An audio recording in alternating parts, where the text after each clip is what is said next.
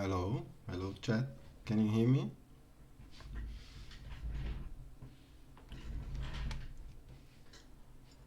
I'm about to start another review stream.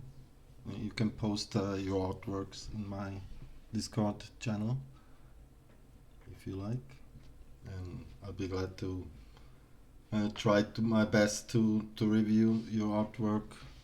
If you have questions, specific questions, just ask. Cool.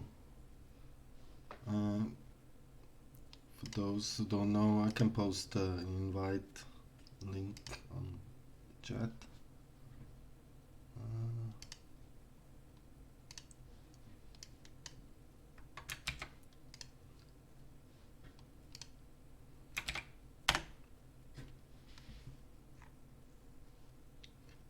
so is okay. Let's start with the first one from Rising Solaris.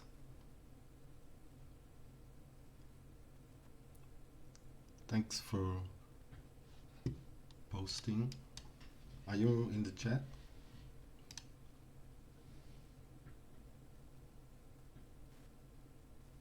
Uh,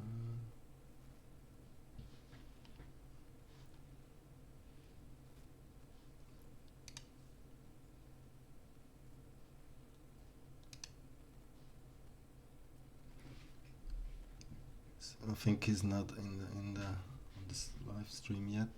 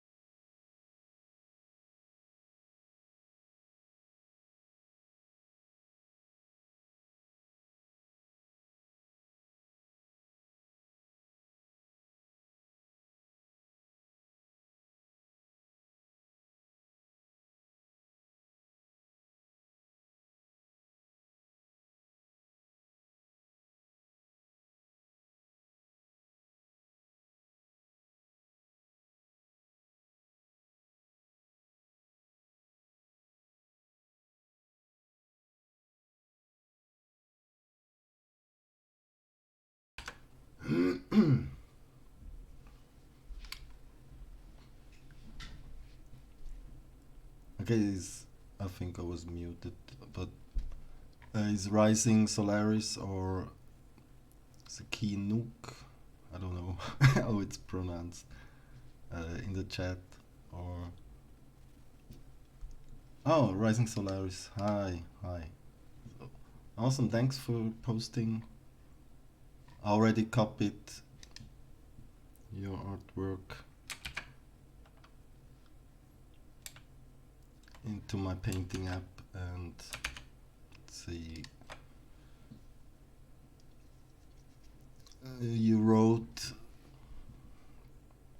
and recently finished this piece, supposed to be a grand city in the mountains. I know it doesn't make a ton of sense design wise, though I really struggle with the perspective, both of the architecture and the everything. But like how the bridges sit in the composition, also struggle with making the colors interesting and not feel just one or two tone. Yeah, okay.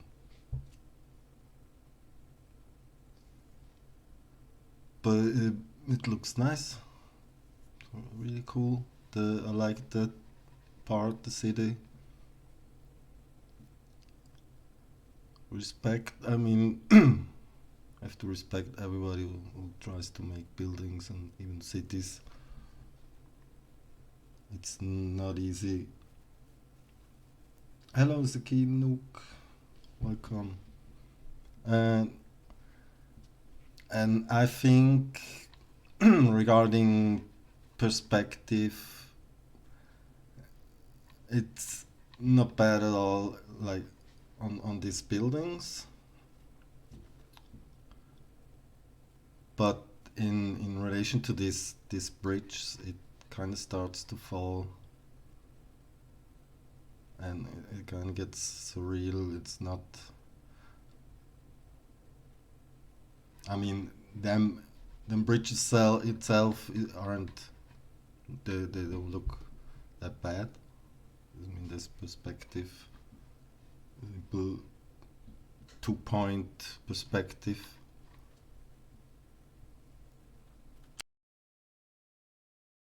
I mean, there's no vertical distortion. So I think what you want to first define is the horizon line. If you start with heavy perspective kind of drawings with buildings, whatever, or even landscapes without buildings, you want to make sure first thing you have to do is like define what the eye level is, where it sits on the canvas.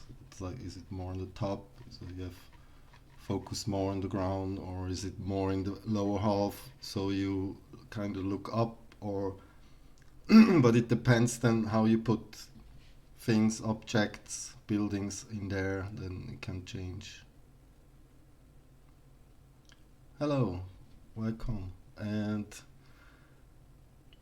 yeah, that's kind of hard to see where's the horizon, and according to that, like, where's the vanishing points. So an advice would be like trying to, I don't know if you work with a grid or a perspective grid, like, to help. Like in itself, this is kind of cool. I don't see. I mean, sure, there's things like some ellipses and curves that are maybe not perfect, but it's a really nicely done, and a nice effort to. I mean, as it gets higher, you got that down. Like must be some vanishing point according to these lines. The lower line, so the eye level would be like around here, and let me add. Maybe I can try.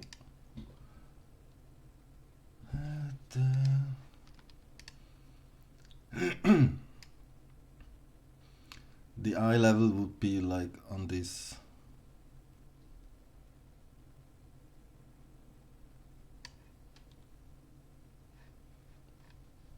According just to these couple lines here. I usually start off with some perspective lines, but maybe the thing I struggle with is having things that are like tilted.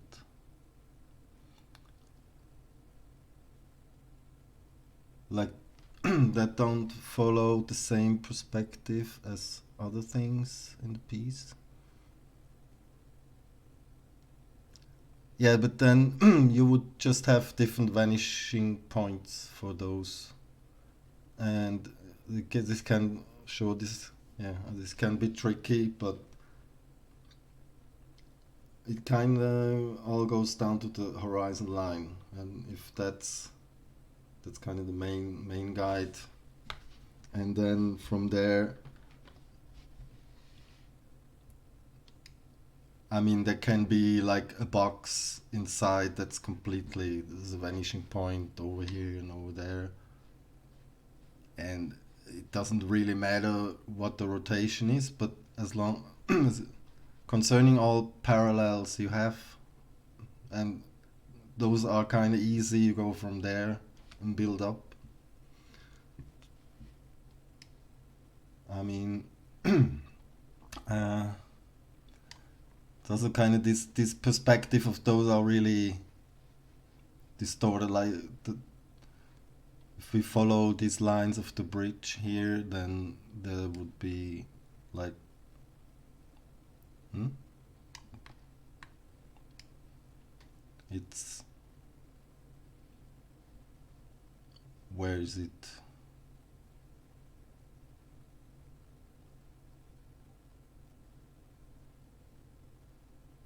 It's kind of hard to say because I need to maybe make it more less. So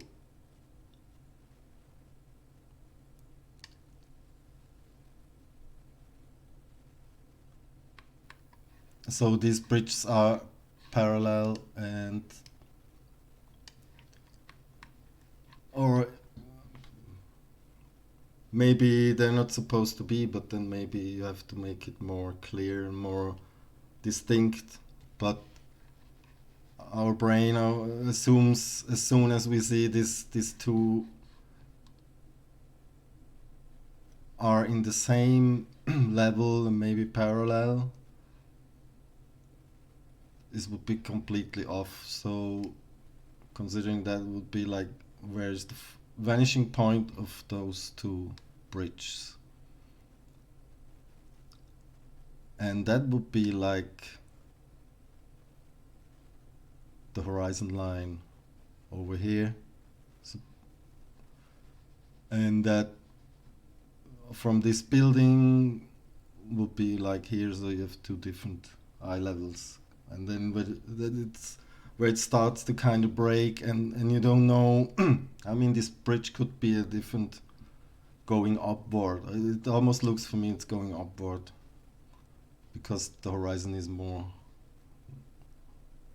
up. So just making sure it stays on the same horizon line. Yeah, you can do that, or I mean, if you say the vanishing point or the horizon, sorry, the horizon line is from this town is here on this level. So this would be off. So you would kind of follow these lines, and if they're more higher, you have to start here, and then you look from below. This is really, you can't change it, and you only have one horizon. But there's exceptions, of course. You can construct another layer of where you can say like an imaginary or secondary horizon, but it's not the eye level. Or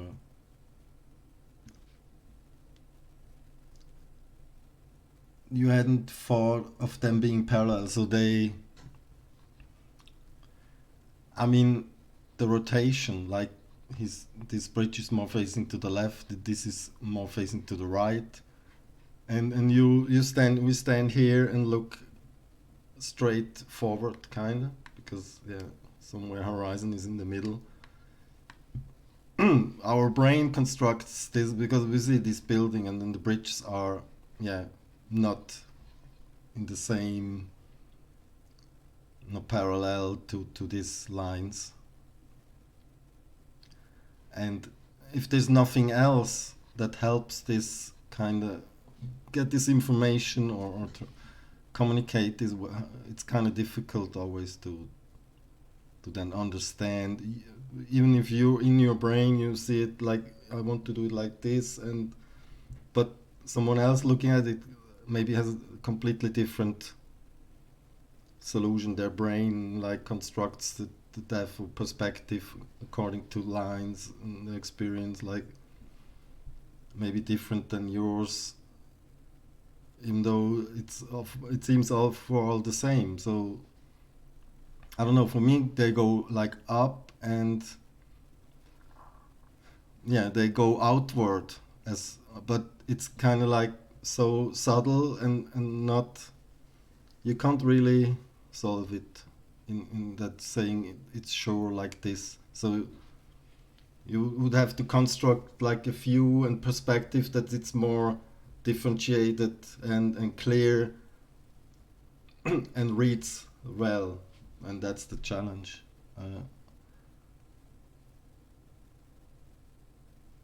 Yeah, you can make a mess with the vanish point, but keeping everything on the same horizon line is most important. Yeah, that's just where the vanishing point that all like that are horizontal lines and they're parallel, they end there. Just different heights, and yeah, kind of, if you like have this horizon line and then we're standing here, maybe this bridge would be easier to read if they had like a bit higher, like on this high, and maybe this, and with this composition that's really centric, and these two bridges are so dominant in the composition. These two lines are completely like bam, you know. So everything goes from here, and then it's this, and it doesn't really. They go upward and get smaller, and they don't even. It's like similar, yeah. If you have this bridge, for example, it gets smaller because of the perspective, or does it get smaller because it gets smaller? It is a weird thing, you know. This is really crazy stuff. It's always hard. So just being like sometimes a little bit off can always like have a huge impact on this, and then you sit in front for hours and don't even see it anymore. It's yeah. So that's about the perspective, and there is. Sorry, I need to cough. Uh, there's depends also on these guidelines. Sometimes in Krita you have this is quite practical. There's a new one coming. You have like a grid, and you can make uh, easier construct these horizons and rotate it. And currently this is quite. I mean, there's other guides, but I found this tool. I don't. I have tested it a bit and wanted to use it, but the Lazy Nezumi. I don't know if it's still the demo. And it's a third-party tool. I don't know. Just thought I mention. I have to connect it to the.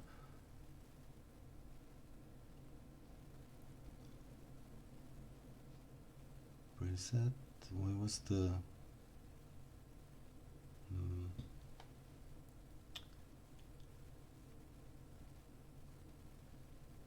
Windows.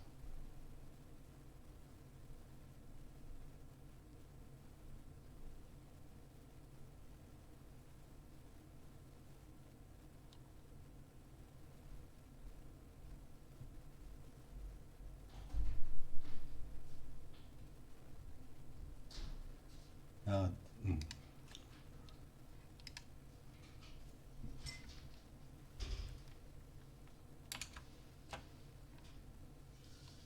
Ah.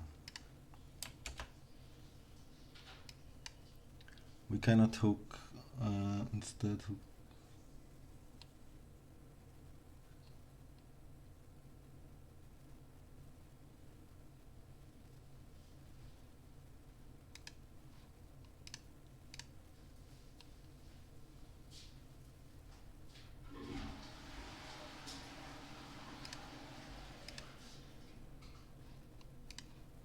Ah, no.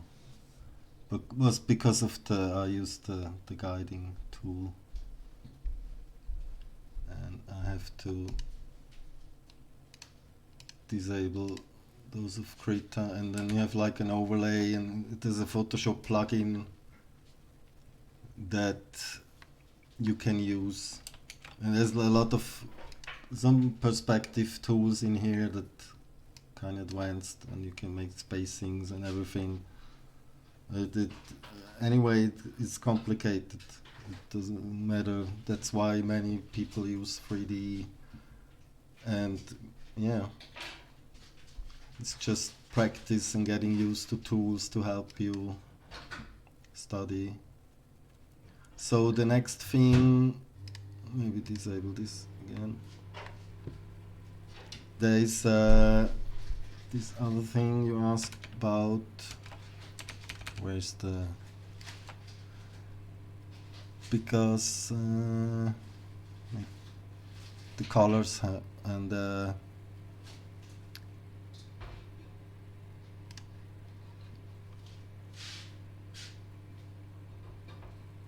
I mean, composition wise, it's not... There's also this kind of bridge here, which is almost not noticed. That's my wife in the back, sorry.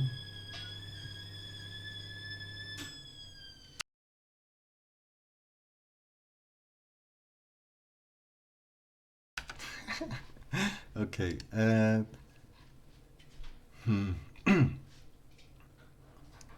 mean, always this centric. I always say this, like, I mean, it can work on the certain composition. It's really a simple one, can be effective, but depends. It's always a bit boring sometimes, and you have to really nail it and put some elements that really break, or maybe a bit off center, or use thirds. But yeah, and about the colors, I think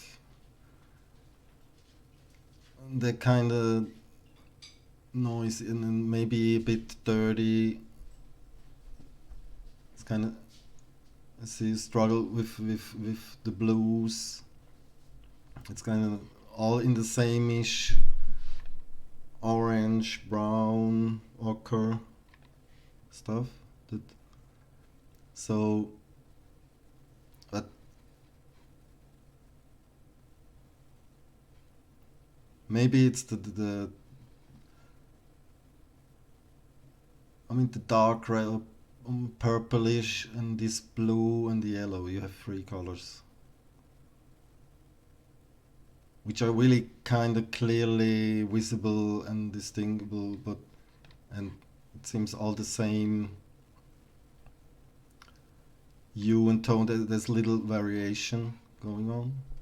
That's maybe one big reason why it's kind of seems like...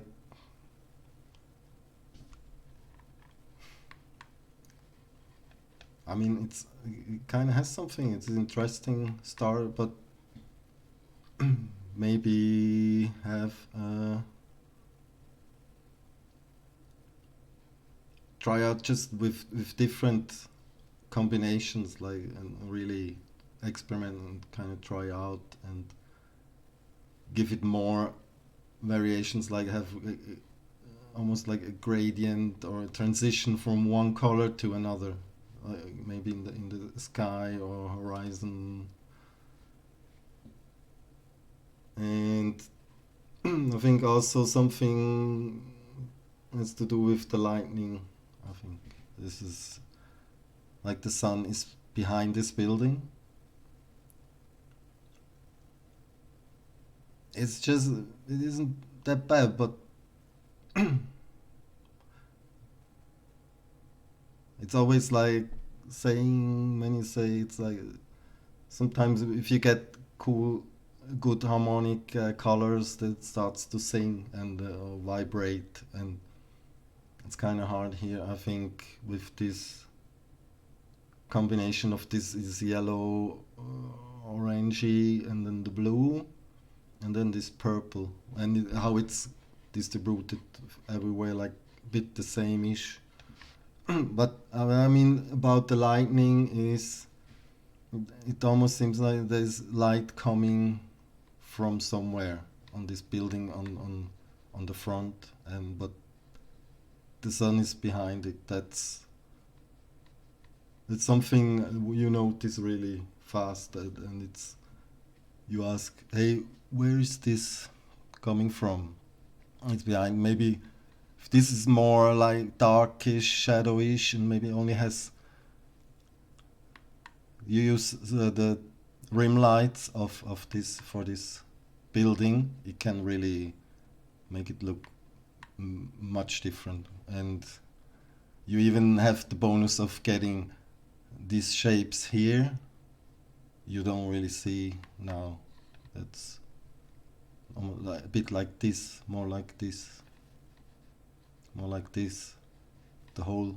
And then maybe work on a transition going from here up here, maybe gets lighter, and you kind of just have to mix colors, find a way to how you comfortably can. You can also make like a gradient here and pick the colors, make the shapes, or you can paint them all the same and then use kind of overlays and a gradient to make it a bit darker from here and lighter on the top. Hello, Rina. And yeah, that's all I have to say for now. I hope you learned something, and thank you so much for sharing. It takes guts to sometimes post your work and get critique, but I think it's a good way to learn and help, and I also learn, and it's not my intention to sound arrogant or something, but I tried my best, and it's really nice. It's cool foundation. Really like how you did the buildings and the bridges, and just never lose sight of the big thing. Always zoom out. Always. I almost work on this size, even if on detailed paintings. I try to like maybe sometimes like this, or sometimes even this I rarely do zooming in. It's always work like some time. I mean, if it's a really detailed painting, I go in, but that's also very good practice to have a thumbnail, and even in the thumbnail it looks nice. It's some nice lightning kind of, but if you watch it big, it breaks because the light and shadow. I would try to work on that. Where's the light coming? Where are the shadows? And then it's, yeah. I did the programmer move and had no background. Love the castle design. Yeah, the castle design is nice. Yeah. Honestly, I'm curious what this would look like without the bridges.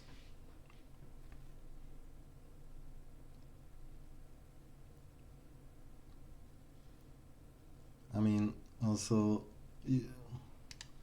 sometimes for me a quick way to see the thirds, even though I don't use really compositional lines, and yeah, it's really pretty much in the center, and sometimes also I experiment or look if I can like cut the canvas, and what happens to the, I mean, as many times is using making composition on a whole on the and account for the whole canvas is the goal. Or often you see some paint, one of those artists that do painting or drawings and then add this and add the background, and never really works because yeah, it and then to try to fit something and push around, and it can work out, but sometimes like never losing the big picture and really starting early and try to nail the composition, and then you have it easier. And sometimes cutting it a different format, even going like, yeah, only the castle, only one bridge, completely different picture. See? Oh yeah, changing your canvas dimension. Yeah, and just for fun, I mean, with it is not cool a lot, like compositional, abstract compositions, and never be afraid of cutting your artwork. It's not wrong. It's whatever works. I have so many paintings. I'm not happy with the composition. Whatever. It's anyway about me practicing colors or light or something. But I often then discover like I don't like the whole thing, but just this part looks amazing, and would I just could take this, blow it up, paint over, or continue on this. Why not? We get too fixed on our ideas and too afraid to lose, or maybe you painted 2 3 hours on a bridge and you won't get rid of it, even though it's you're not happy because you have to make it again. But these are the steps you have to take. Oh yeah, changing a camera. This. Okay, I'll go to the next.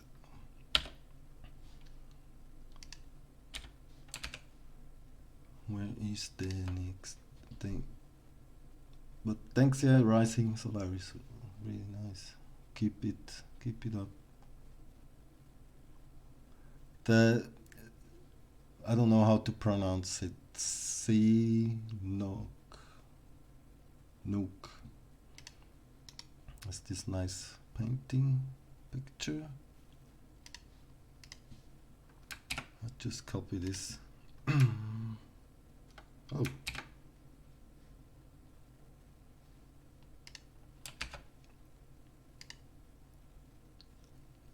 Okay, I'll try.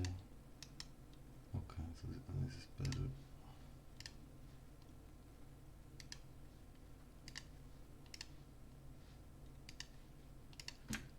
So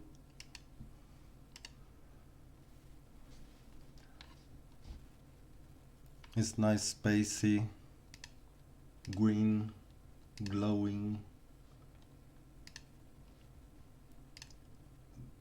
The sea is silent. What is the sea is silent?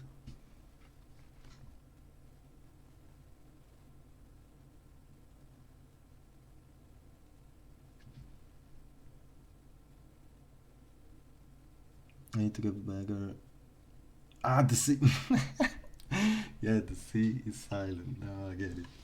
Yeah, no, the sea is silent. Just sea nook, or knock, sea nook. Yeah, sea nook.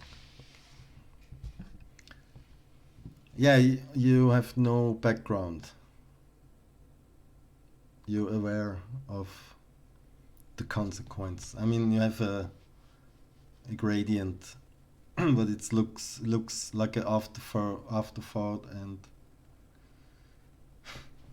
that's the question. Yeah, when I see this, it's really nice in all the details. Really cool. And this really strong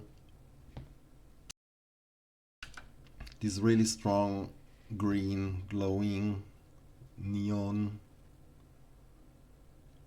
nice style. And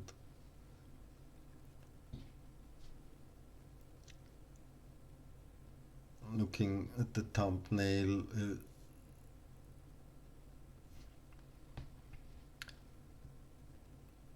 yeah, so you're looking for a way to have a background for your OC or character design.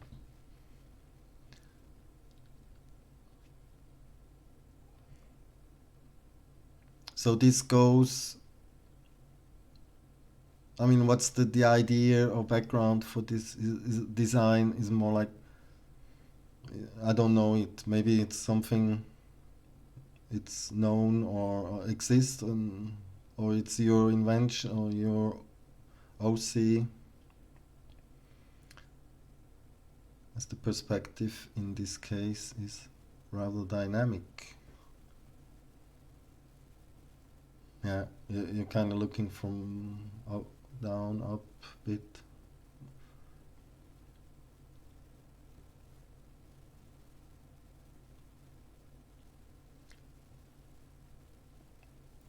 Yeah,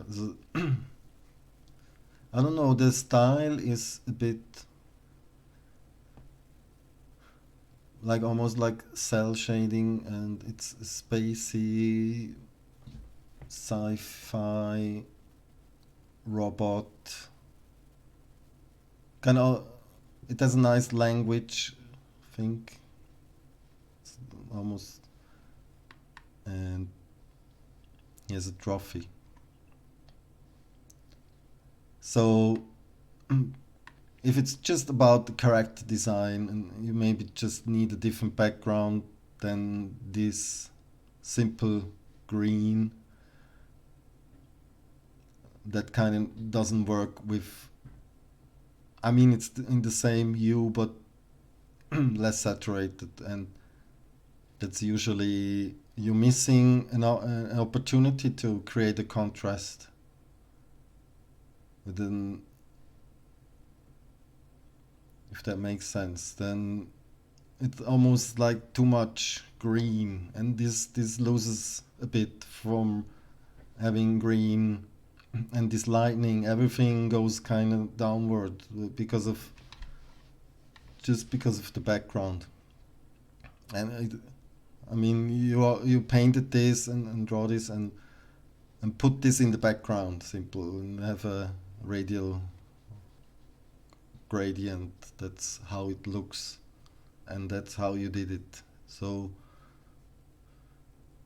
it's maybe a bit too simple. It's not that simple, but maybe just you don't maybe need to put much if it's about communicating and this design. But if you want to make it more, to have more, just have to find a balance and maybe a color that fits well. Maybe rather orangey something than green, and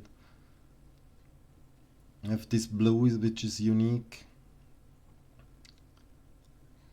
And you have just to think about your character and maybe a story, and in what environment would this kind of thing be. It's like almost like a game art. So maybe go in a game, take some inspiration or even screenshots, try out something, mix something, cut it, rotate it, scale it, and try to find something that doesn't distract from the design, and maybe build some variation or contrast, but not too much, not too busy because it's already. And that's maybe, yeah, why I say it's maybe not needed much, just simple. Maybe a light that has more, a bit more shape, something in the background, just the silhouettes of trees or columns, and I think that's right, yeah. You just have to try out, don't be afraid. I mean, I can't really. Uh, I mean, with the magic wand, yeah, I don't think it works well in this case.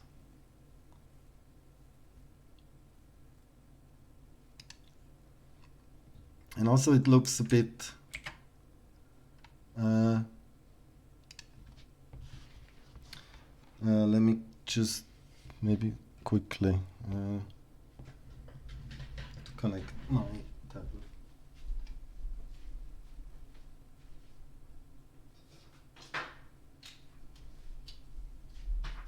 I forgot.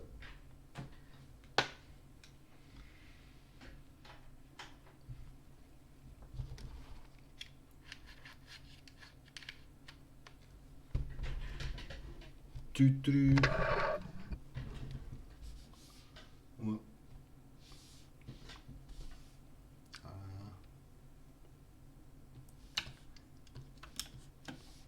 but, I don't know if overlay. I mean,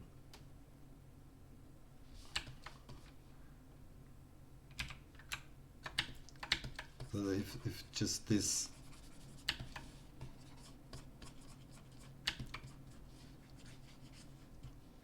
like just the gradient, just don't do it like the simple gradient tool and let it like this. This never works. But just doing some, I'm just using an overlay and paint over it, so it's that can work. But and then maybe use make it simple and just use maybe a different hue and indicate some lightning and make it interesting, and always watch this what happens with the character and the lightning maybe, so you don't destroy it. Yeah, just play around. I think you have this on a new layer, and you can do in the background whatever. And what maybe also, if you want to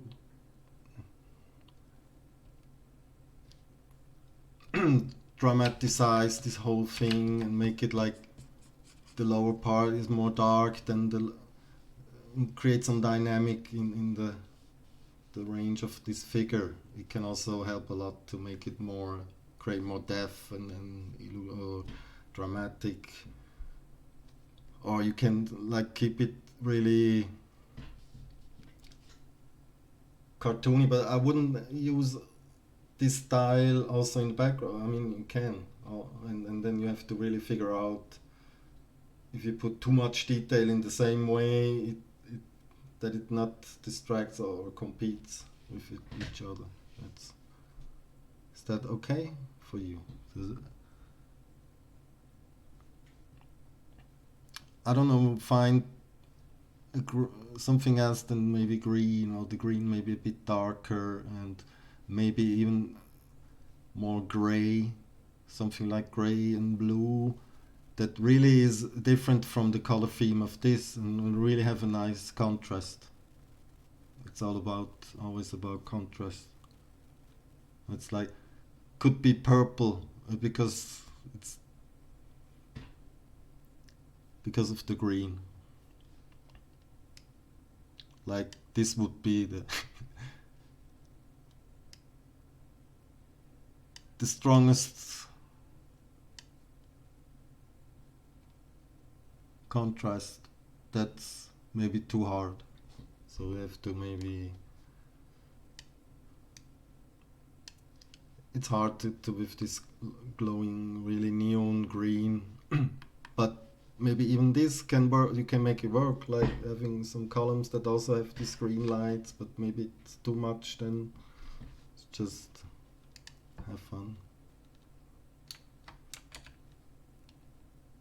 But yeah, it's a really cool, and always concept design and character art is always about communicating a mood or an expression of a character that's typical for him in a situation, and not just standing straight. So you kind of try it here to have some dynamic, and I just try to find if he's standing, where's the center of gravity, and I think it's a bit off, so he's kind of like falling. So always mirror. I think you know this, but it's almost slightly. He's he's flying, but yeah, then I don't know this. I don't see this because it's not. There's nothing that indicates he's flying. This gradient in the back is not enough. So also like maybe straight lines. I mean,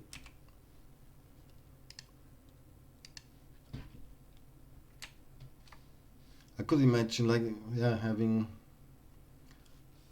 you're looking more from the bottom up or even more from the top down to get more dynamic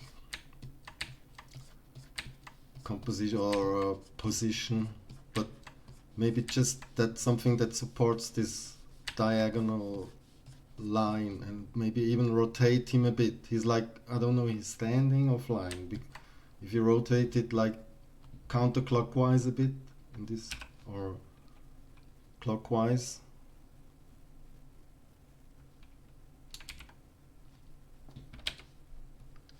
it's all how he sits on the canvas. It's already a different story, and I think it even starts more playing with the format of the canvas. See, it's like it's a difficult part, but you will get to it. It's just keep it up.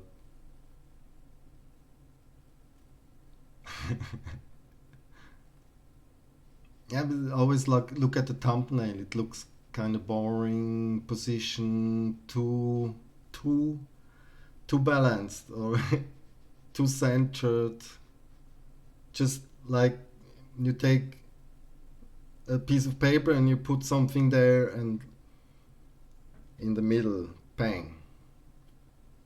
And it's sometimes just requires some little adjustment, rotation, or maybe put it more left or in and depending on the shape of this object, it can make complete different.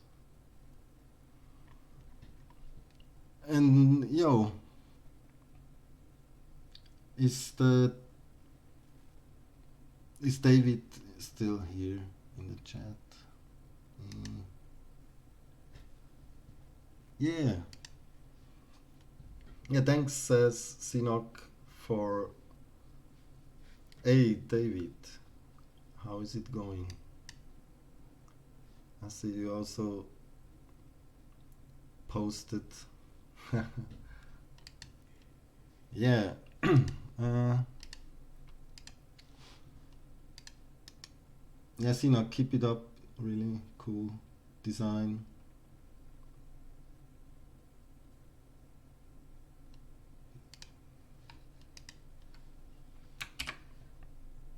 Hmm.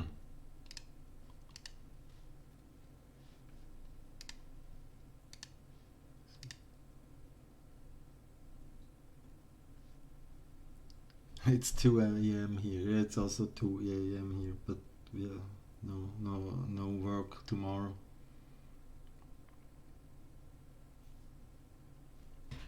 So you made this last year and you kind of gave up, or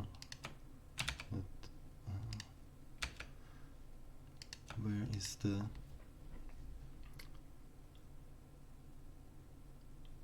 abandoned?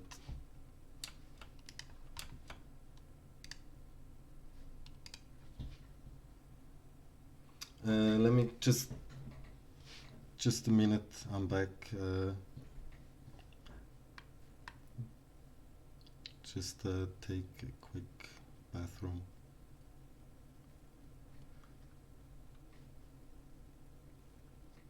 But kind of looks nice, really. I mean the thumbnail. when I seen it like this, it's really nice colors. Yeah. Okay, I'll be back.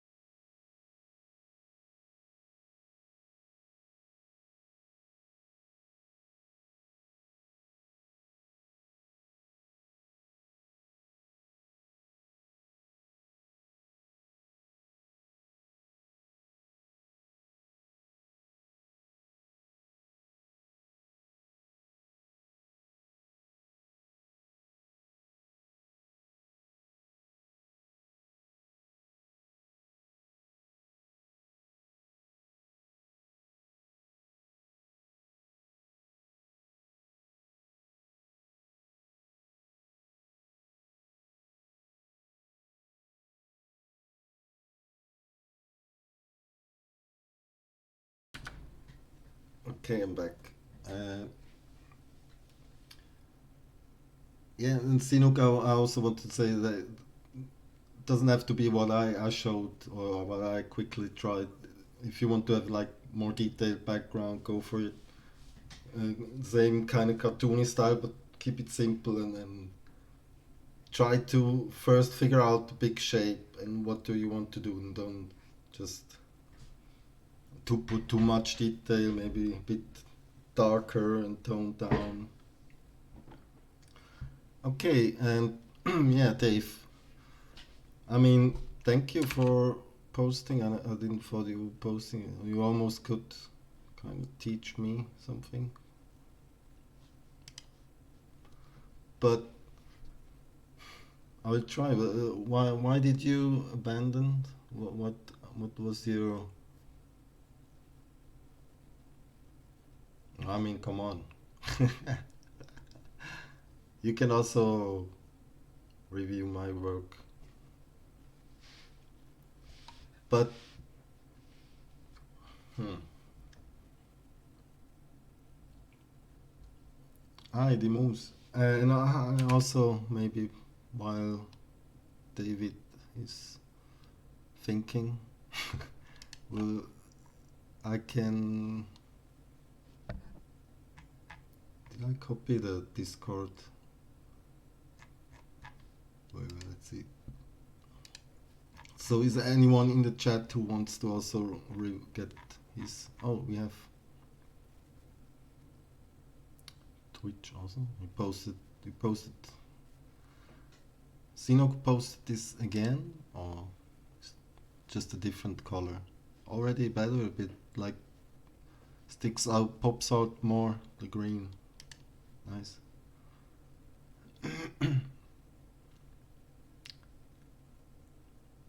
Ah, no, okay. So, Dave, David, should I call you David?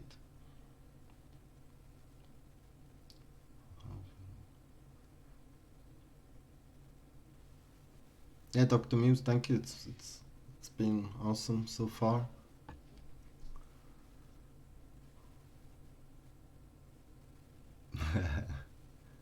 No, I mean, why? My question was, why did you abandon it? Why you're not happy, or continue? My post.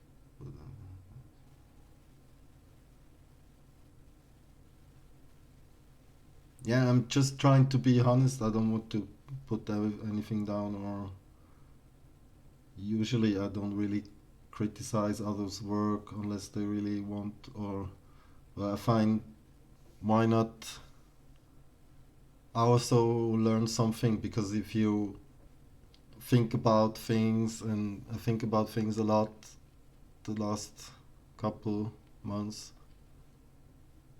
I studied a lot of work on my own, and so always with a grain of salt, but I think there's some basics I can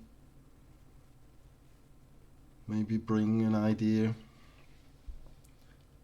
and I like to share experience. I'm not sure why I did it. It might be the read, the reading, or the story, and also because of this ship.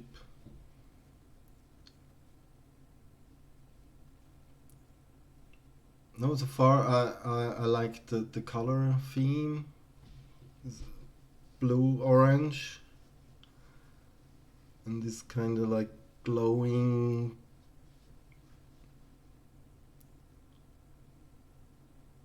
It's almost like warm red, or almost like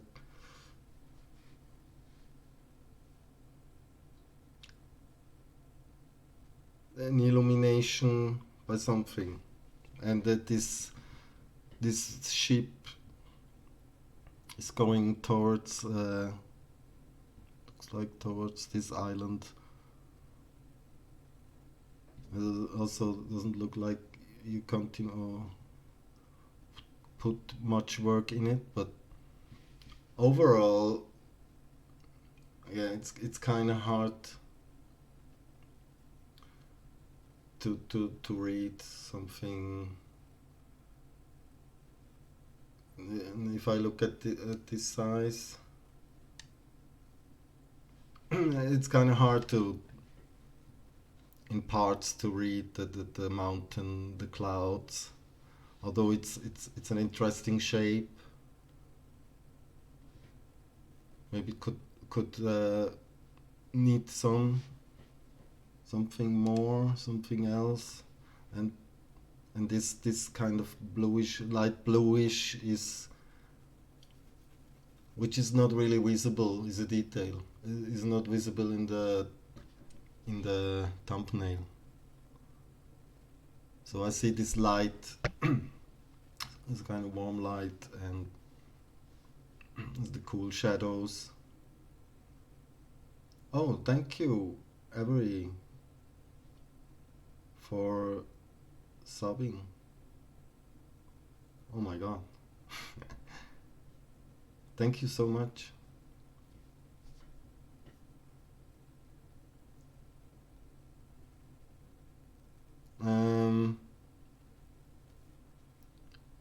I really appreciate it. Thank you. Uh, I think at some point of size it kind of starts to read, and then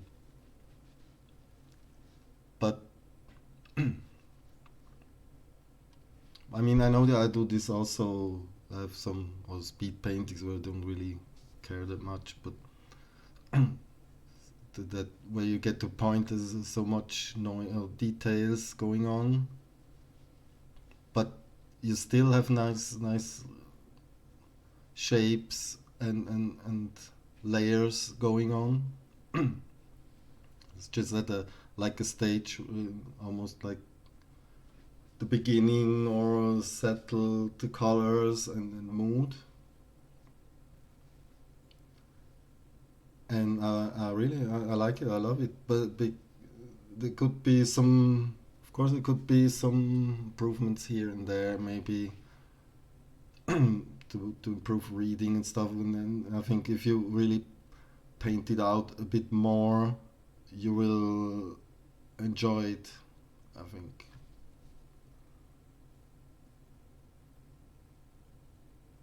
And maybe you got just sick of it, as a sick of something.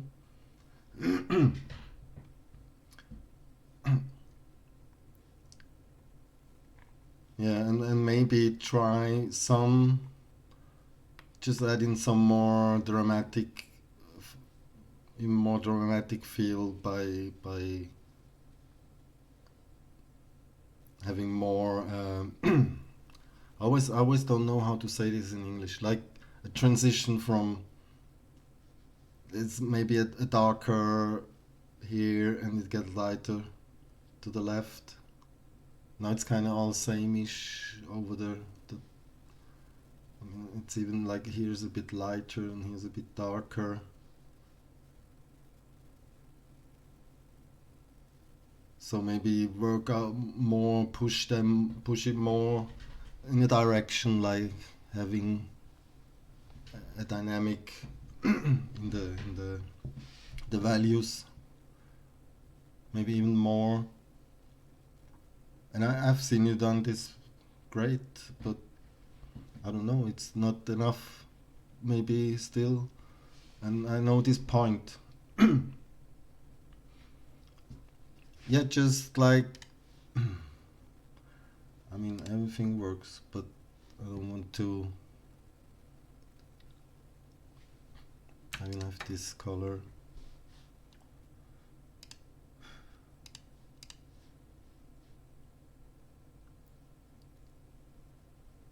I mean, if you just want to paint it out, or maybe just get. Sometimes when I'm stuck, I just try things I never did, or just usually that's not. Where's just something to distract something to break out of the finger stuck, and sometimes you don't know what, but just experimenting. So sometimes it get worse, but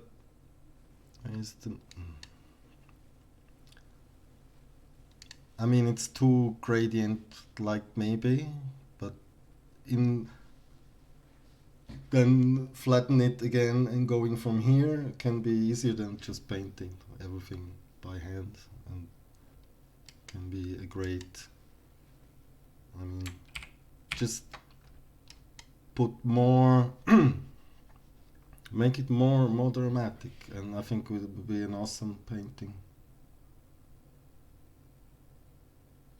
Yeah, I mean, I'm surely you do this also sometimes, or maybe just flip it a lot and paint. Not just flip it and then flip it back. You paint and continue painting for a couple minutes, an hour, I don't know, and then flip it again and continue painting. You see it every time different, and or maybe not. It depends, but I think this is already a bit. It's too simple, maybe, or it doesn't. I think it starts getting even more interesting, but maybe it needs then more again.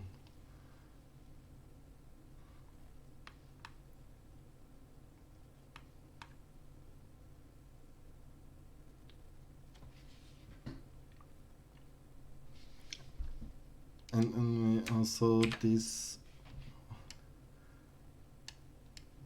just play around with the cool warm side. I think it's about maybe a contrast thing, and it's always with these gradients. If you start, you see it. I see it in my own when I do it, and I see it in others when they like to see with airbrush or a gradient and multiply, and but it can work if you flatten this and then start painting on this state and continue and put again, like, work out this gradient so it's not again not visible, or just make it in a different way to have the same effect. Maybe this cloud needs now to be brightened and stuff, and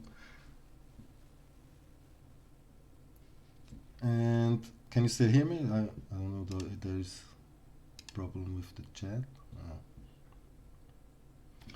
So yeah, and simplify a bit, maybe could also then help. Yeah, it's just the chat was loading something, I don't know what.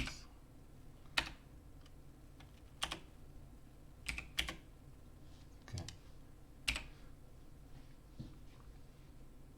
it's a simple composition. It kind of reminds me of the Toteninsel from Arnold Böcklin, where there's a really simple composition, centric with the islands, the dark island, and really mystical, dark, famous painting, one of the only from Böcklin. And this is more like light version, and there's also a boat that goes to the Death Island, the Toteninsel, and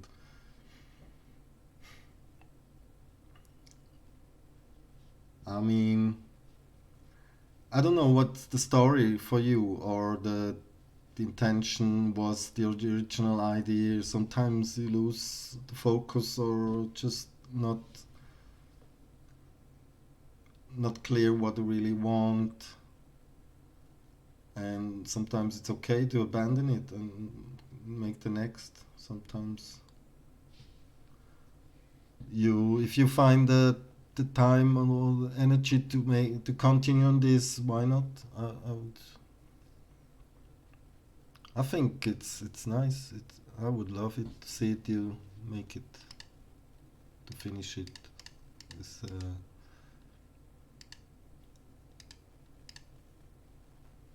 and sometimes maybe also this darken just doesn't need much. I think this works better to keep this mode. And I don't know if the stream is too bright or too dark. It looks fine here.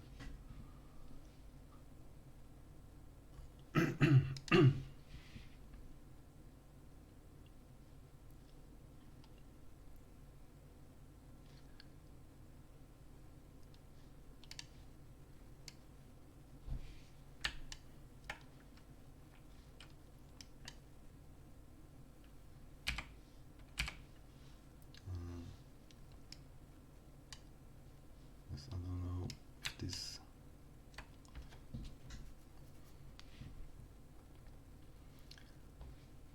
Yeah, what I wanted to show is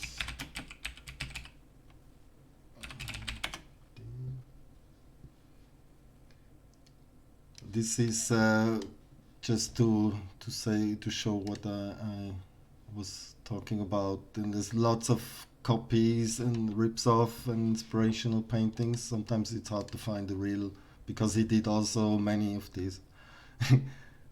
And I think his origin is monochrome gray, and it's not that it's the same, or I don't know, but maybe it's an inspiration.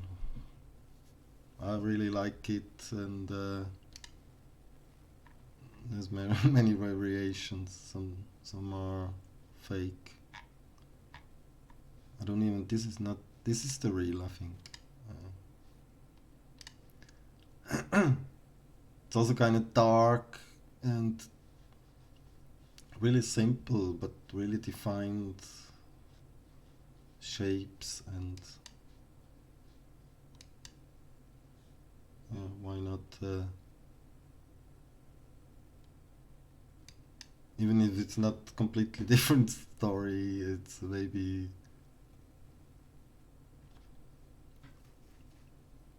Yeah, and then the crazy thing is it's about death, and this is a death. They're transporting a death to the. There's a kind of it's kind of creepy, and there's Tchaikovsky made a song, music, composed the music for this. Even it's a famous painting.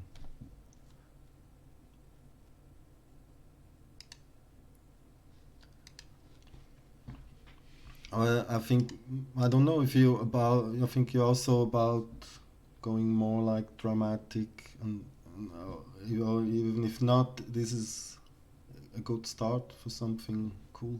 Is just push it more like. I really like also that it's so clear, bright. Maybe keep it like this and just make it simpler shapes could help. Then maybe some light shadow plays more that's really readable. Maybe it's really getting dark here and around here.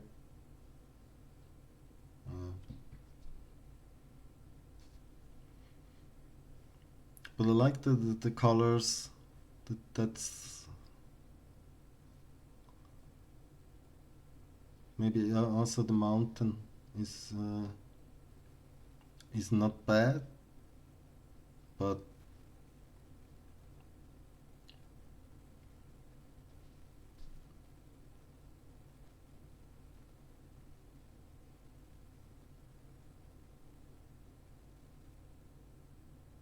it's almost like this reddish,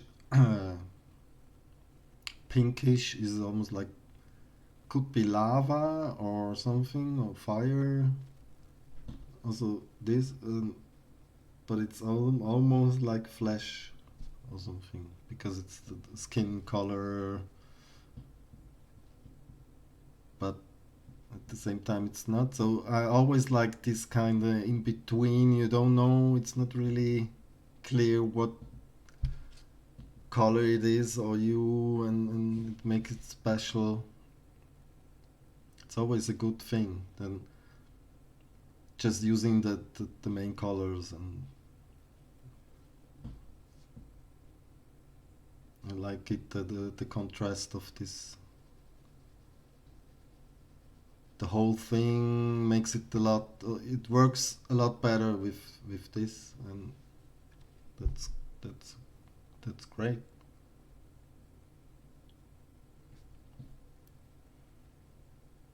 But yeah, maybe also try. Is it what what if it's a lot smaller or bigger? I think this is a version that could works well with the this shape. You have like almost like a V shape here in contrast, and then you have this thing is like there to break this. It's almost like a symmetry you have here, centric, and this breaks it. Is a good way, you know. It's a good technique.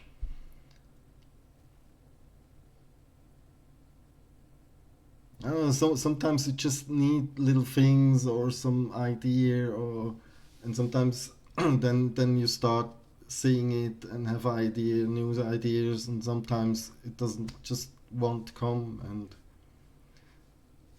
I sometimes then just push even for hours and get crazy, and then suddenly it clicks, or then I kind of give up, and then try the next day or try an hour later, watch a video or whatever, a film, and then yeah. But then sometimes if you start painting it out and it really starts popping and you have fun again. That's yeah.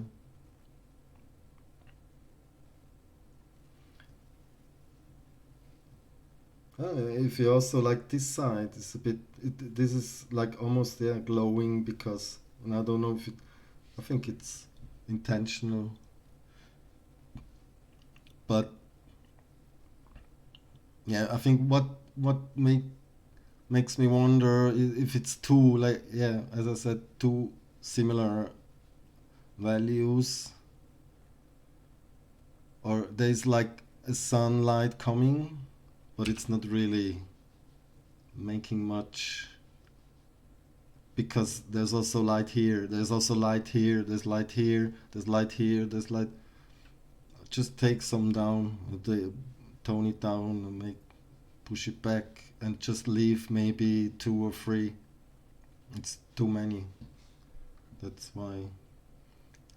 Yeah, it's a nice kind of start. You start seeing something that's maybe then if you just tone it down, make it a little darker, and keep this light here, then it gets a lot more interesting. Yeah, it's too much.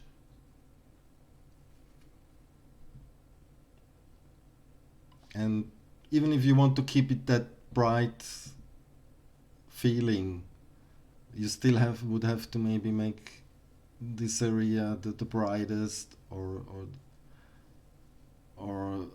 the almost brightest, and maybe the light on this the brightest in the picture. It's always like the dynamic of a picture. If you study old masters or whatever master, sometimes it comes down to how distribute your the range of from light to dark, and in what way, in what shapes, and that it you if you can keep only very few parts that are the brightest, just or maybe one spot is the brightest in the whole picture. It's sometimes really hard to always keep that in mind and not break it. And sometimes I also completely lose it. And but it so many times you can see the, the whole thing works also on thumbnail, because there's really one point, one area that's the brightest, and then you have kind of the lower, brighter stuff, and then even darker stuff, and that can really be subtle, really subtle. That's that's sometimes yeah. Sometimes I think even when I started studying painting and art, it was like discovery a key element that I don't know. It's not really much talked about. That's I mean, there's there's a couple. I mean, you can even say like this is the brightest part, and maybe this,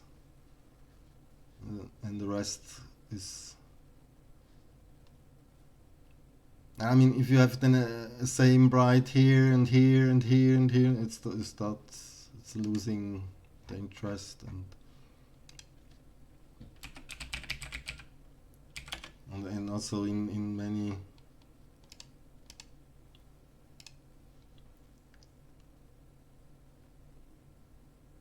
landscape. I mean, if it's the sun, it's easy. It's just the brightest part. But even then, there can be. But you will always see, almost exclusively, you will see there's just a little area that's the brightest in the whole painting. It's like this is in Switzerland, by the way.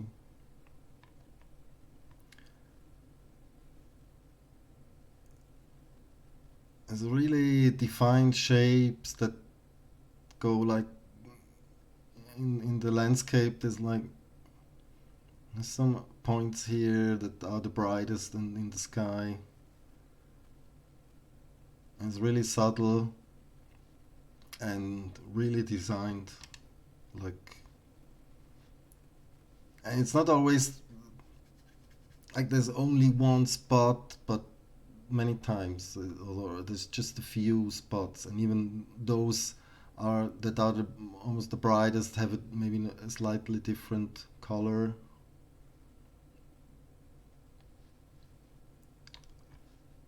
But not landscapes only, also like any scene, still life.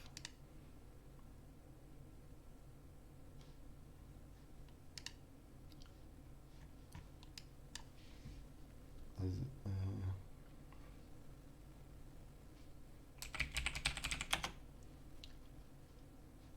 in portraits and stuff, like the highlights and stuff, you can play.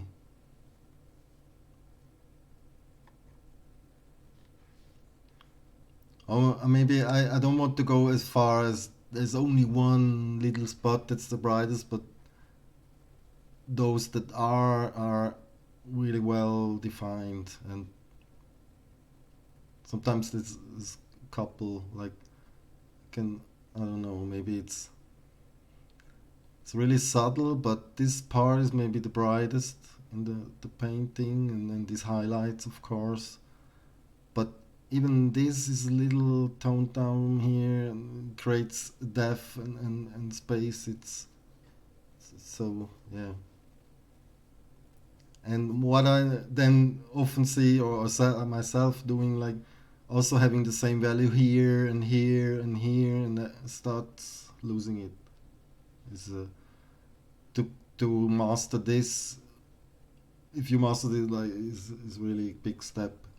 Also noticing it in your work or others, looking for it.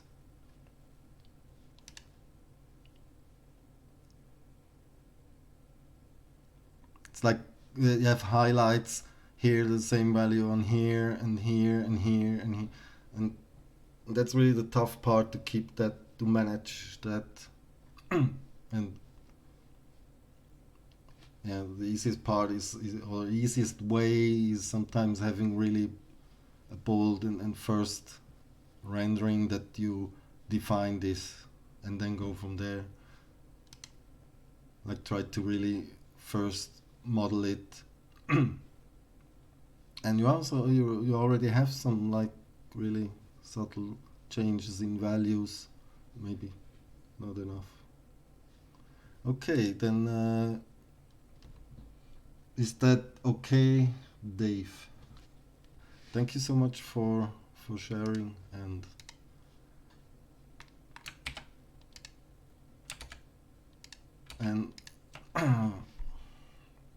keep it up.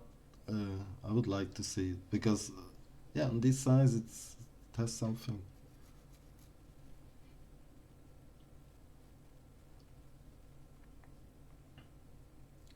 Yeah, like the design and distribution of the different values over the whole thing to keep it interesting. And and it's almost like there's no rule really, but there's there's some paintings are really extreme and only one spot that's ultimately the brightest and it doesn't have to be white, just to say, and then go from there. And often it helps if you define the brightest and darkest spot at first and go that range, or and I often find myself changing it in between and it gets chaotic. It's I still have to be disciplined.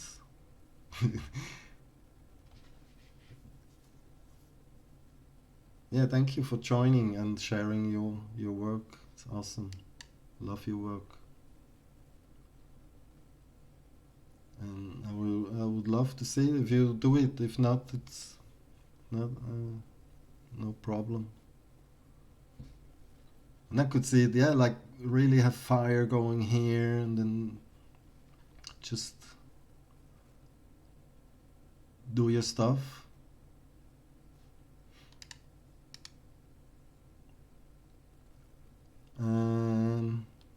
I think I have to copy this. This is from the Avery. How do you, I don't know how to pronounce Avery. I'm sorry. uh,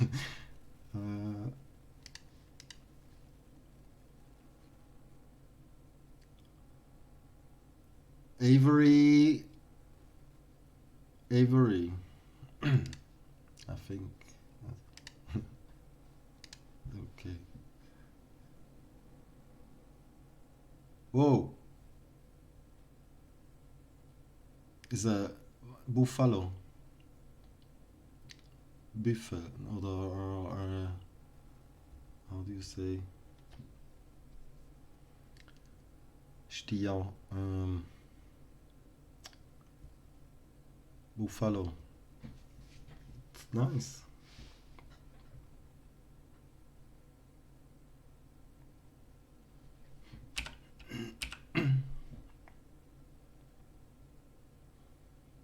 And you're kind of in the middle, or it was like also a sketch. I tried to find your colors. Or what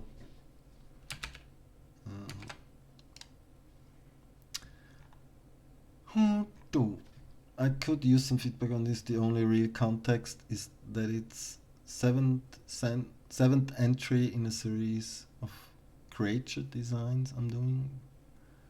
Big megafauna, basically. What is big megafauna? Fauna. Is that the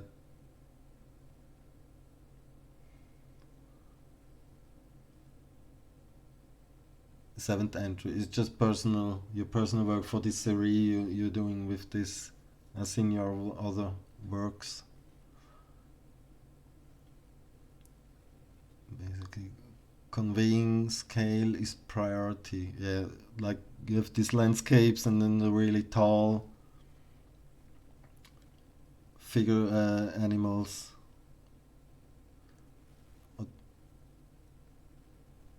which are kind of stylized and but not so much in form or shape, but in color and contrast to the environment.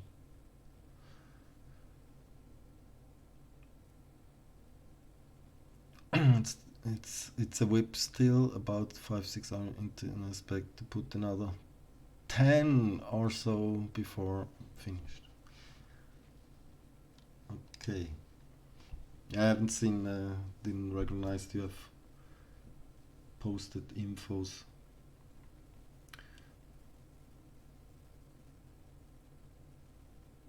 Yeah, that's cool. That's also always nice to have some theme and or a series of things. You kind of do the same thing, just different variations, and can really make a nice collection of or a series of paintings. That doesn't it get boring? I'm just joking. No, I really like to see them, and they're kind of unique. So the scale. Uh, so, but the question, or you have something, some feedback. So it doesn't. You don't know. Of course, scale is priority. So you also have this. This is also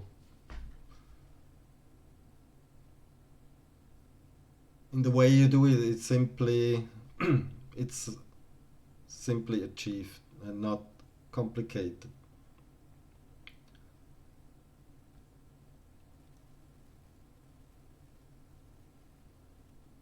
And it's always like, yeah, I know your other version or the others from the series, and the thumbnail looks really nice. I mean, could be one of your better ones. I don't know. I don't want to really judge, but it's still, yeah. You said 5 hours, or it's still have some work to do. And how do you? I mean, do you follow? Yeah, just want to have some general. So uh, since it's a series you already have, and you kind of want to distinguish them, I think, by color theme, just as nature of it, you don't want to make them like look all the same or have two times the same animal or color, or it doesn't matter. But I mean, do you go and look at the series and think, okay, I'm doing now another one, but I'm trying to make a buffalo that's yellow because I don't have something. Yeah. So you already, when you started, you have the idea of making the buffalo and it's yellow. That's the frame you put yourself you put yourself in. If you don't have anything, that's fine. I just figured I'd throw my head. Yeah, no, that's cool. I really appreciate it. And yeah, it's kind of hard because it's also, I think, personal for you. And hmm,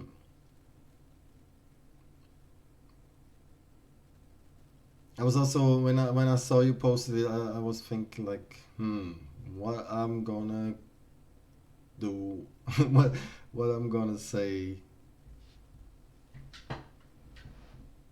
It's, other than I really like them, and I think they have something, some more than others. I mean, I don't know one I see I don't like so much, but still, it's a unique idea, and you keep that going. And hmm, I think it comes really down to the landscape. Also, you put them in, but also the animal itself is really important. Your mountain landscapes are a big inspiration for me with how you convey scale, so I'm trying to read the film. Yeah, so thank you very much. Uh,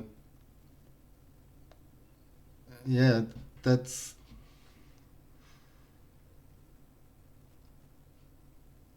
yeah. The landscape is an important part. I think that's. I mean, that's the setting, the environment that's in, and the animal is really the main focus. And it's not. They're almost like mystical, surreal, I don't know, how do you say in English? Metaphysics, transcendence. I don't know. In this direction, it's like, what do you say? Spiritual. For me, it's like this, and to yeah, I think it comes down to how well, maybe not even how awesome or well it is the landscape, and then you have this animal. That's really the main focus, and it comes down to how it's put, and what color it has, and the contrast to the landscape. And I think color is a big key element, that you have to kind of find color theme that works well. And I just sense a bit you're also struggling with this a lot. Just nothing. We all struggle with the colors. Colors are goddamn hard, and I think you also you like, you're doing something you try out, and think that's important, and maybe really kind of grow extreme. I would suggest, or maybe try. Yeah, I don't know if it's really a shadow is needed, or it's maybe that's a detail. A shadow is a detail. That's, I think, in this case not. When you then go like this, you don't see if it's a thin shadow. It doesn't matter. The picture reads, and shows different staging of the. I don't know if it's your style, if it's intentional, but I would I would look some videos from Marco Bucci on YouTube. I'm sure you've seen him or know him, maybe. I don't know, but Marco Bucci, yeah, he's the kind of crazy, also illustration painting guy. Does many different things, but has some cool, really cool paintings, and he has so many videos. He explains many stuff, or just chats about the industry, whatever. It's really interesting, and he has also videos just about staging and thumbnails. That's yeah, that's also been recommended to me 2 years ago, when I started and asked one of the other artists about tip or something. It's always good And yeah, I've seen his stuff, not all, but it's really good, really really good. And but maybe it's not your case. So in this situation, I think when you say scale,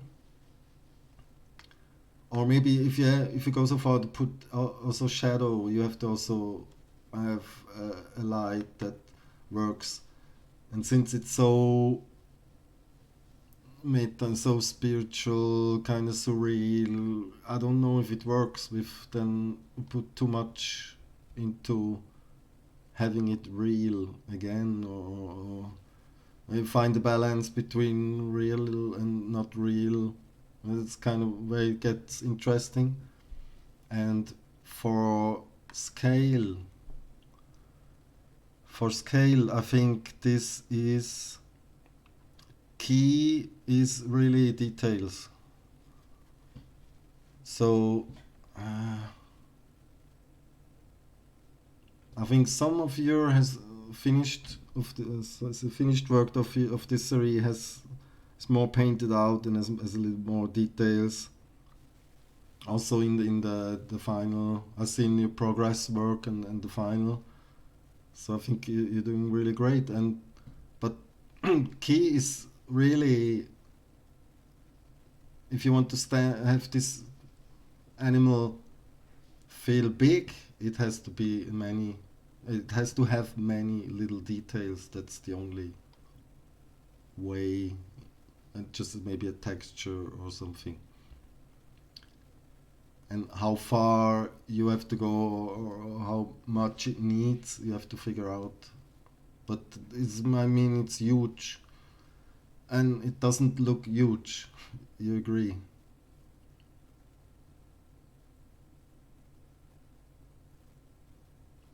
That's the reason why it is not enough.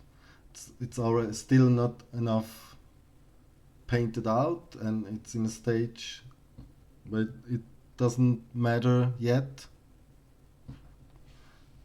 but it will matter if you want to really push it far and to the max.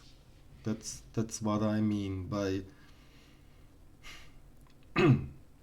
like having a certain grade of detail in the landscape and then in the animal itself, like having really going far with details and tiny, doesn't mean like everywhere, but having a nice texture for the main shape and color, maybe for his don't mean every hair or something, but maybe in the eyes really have really tiny details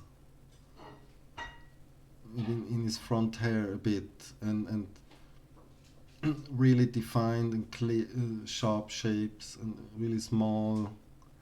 And you have to do this by starting simple and going layer for layer, more detail until it's maybe too much or just the right. Yeah, kind of more detail on him, on the animal, and less detail in the landscape. Well, it's also the size of the little shapes that matter then, and maybe even smaller, like really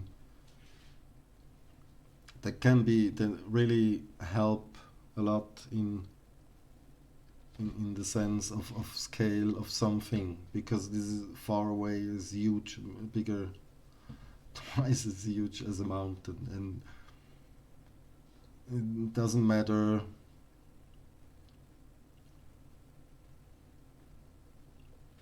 Yeah, uh, it's not simple. It's you have to really.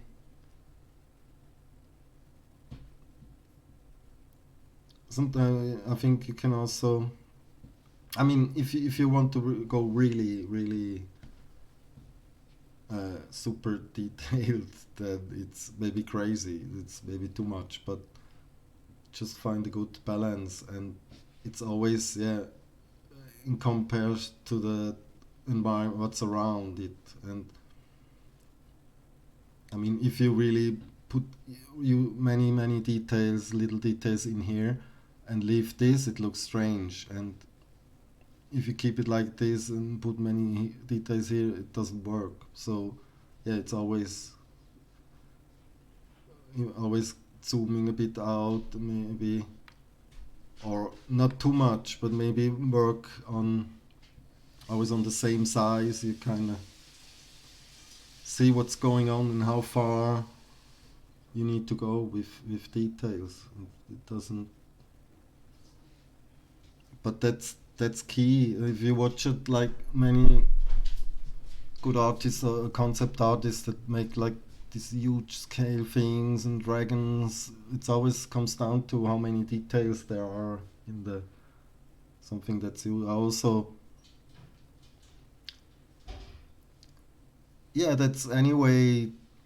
Keep in mind hard and soft edges. That's always. It doesn't mean that's a detail kind of, or more, even more, eigentlich more than a detail. The soft hard edge is a has to do with space or volume of something, or it's most obvious in what is called in fabrics that's folding, or it's not really often seen in landscapes or in mountains or rocks,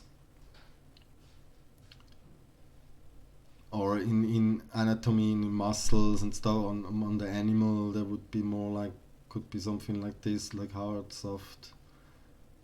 But there's nothing to do with the details that makes something scale big. And I'm also, it's funny, I'm also working currently on a new Warhammer illustration where this is also demanded, like having something huge in epic grand scale. That's really, yeah, it's hard to achieve if you really. I mean, it's, yeah, it comes down to how much detail you have in the landscape that's compared to this huge thing. But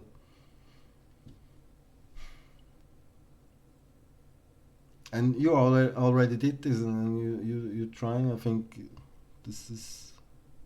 I think you know this. Avery, no? But it doesn't even matter.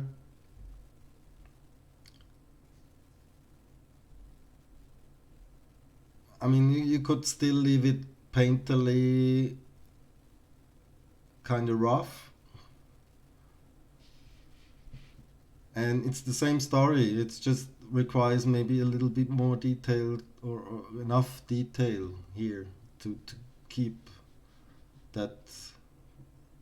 I mean, just obvious. It scales huge because it's huge. It's bigger than the mountains, so it communicates this now for now in the thumbnail size, but and gets more painterly in the more I see or zoom in. But I think to get to this really epic feel of the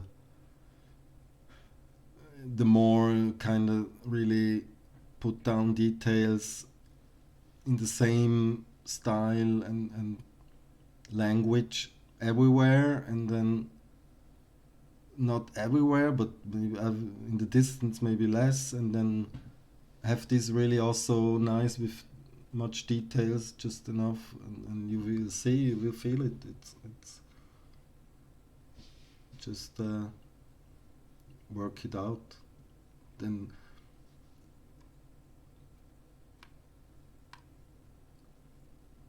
and I think this, we have too many colors sometimes here still.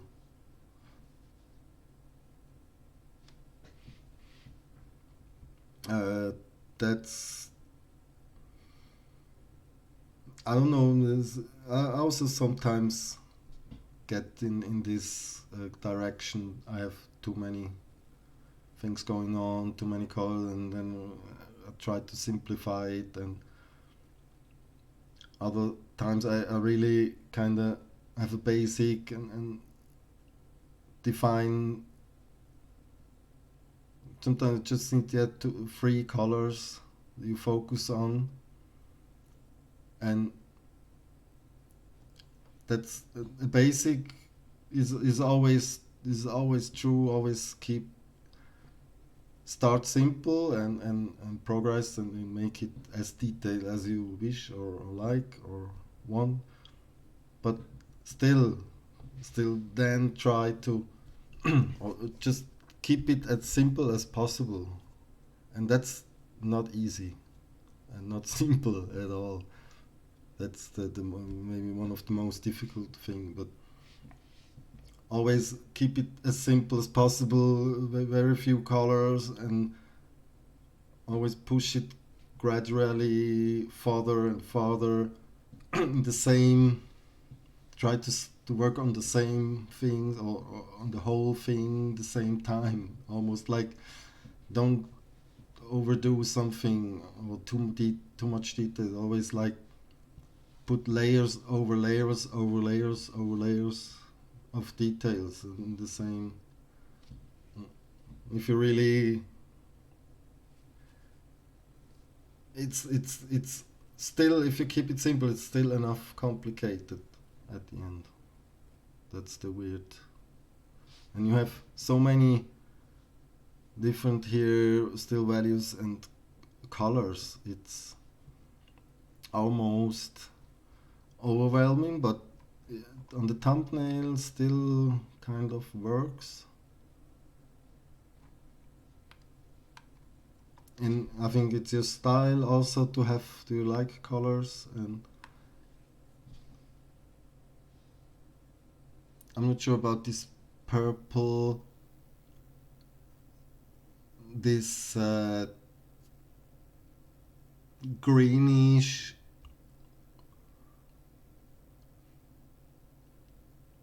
cyan, and then the yellow, and then the orange,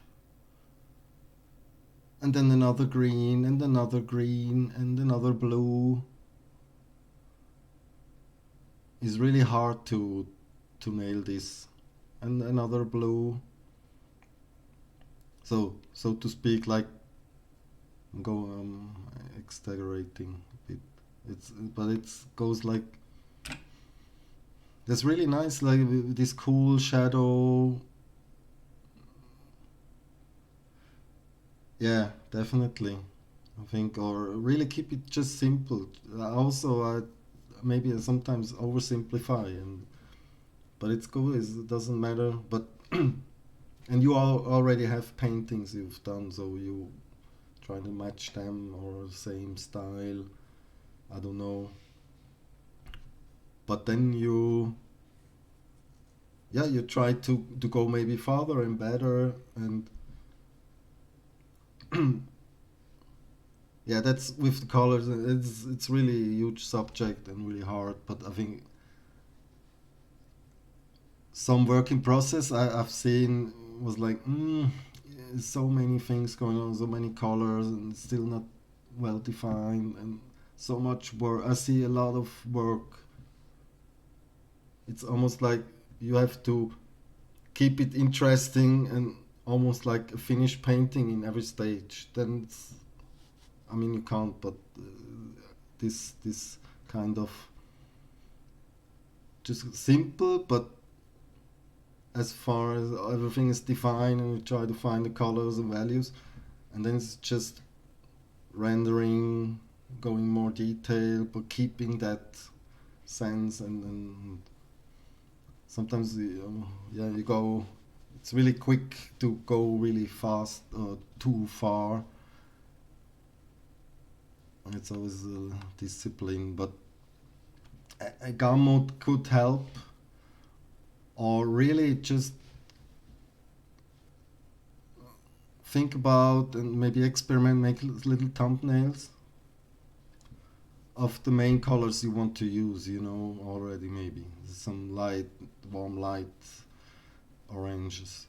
The yellow, you maybe need a green. Also, you have a blue from the sky on the environment, and the clouds are the catching the light of, maybe they're warm, so maybe it's a warm blue. It's warm blues.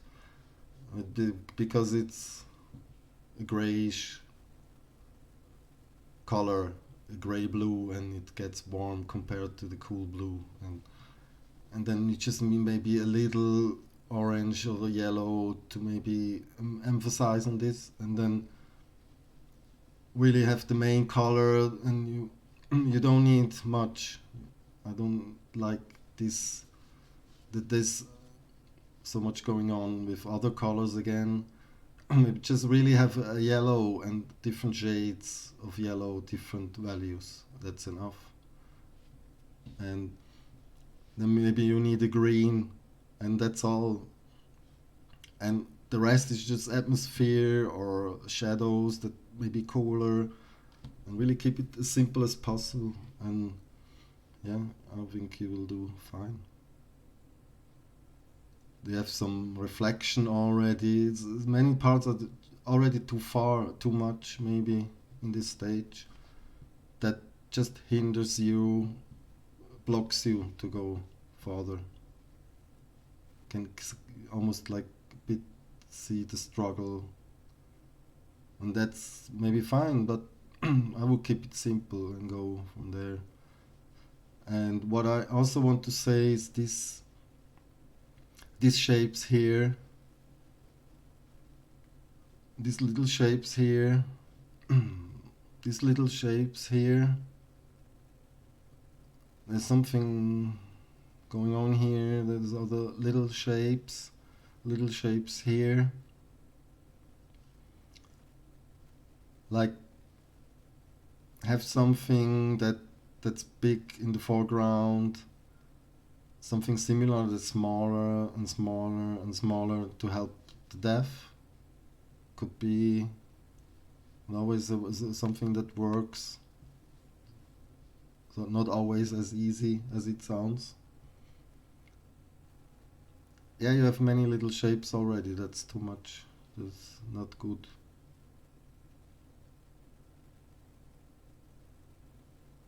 So I don't know.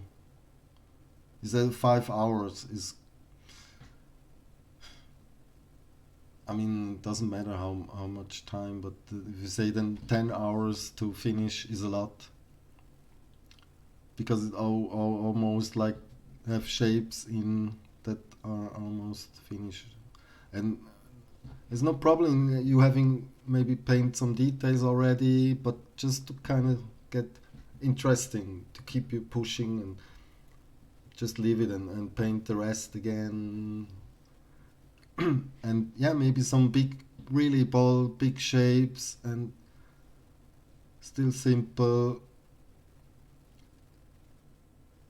And what you have going is this is the big shape. This is the big shape. There's some kind of big shape here, or like this here and this here, and then this. Is a kind of, you have something here and here similar. This is kind of similar. This is again kind of similar size, and this again. Or if you take the whole, it's maybe this is the biggest. But then still, yeah, having something like really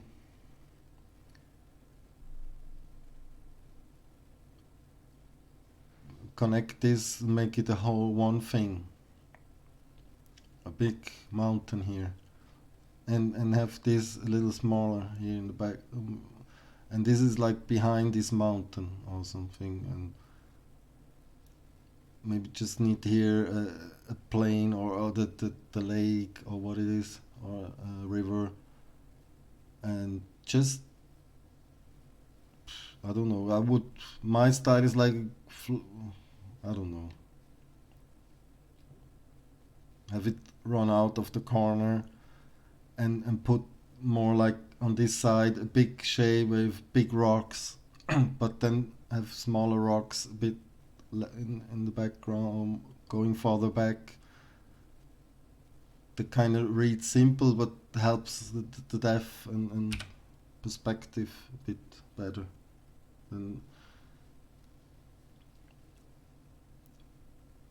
And yeah, it's also quite centric, the whole thing, the composition. So then you have these clouds going. It's almost like still maybe too simple and too many similar shapes or size of shape.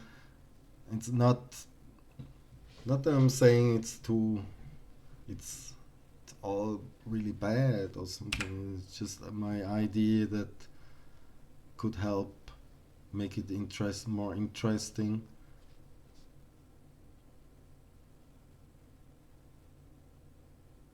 Hmm.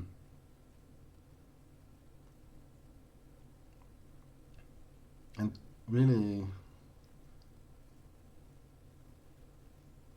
and there's always a lot of to think about. That's I mean, the fun part, but also the hard part. Because at the same time, like,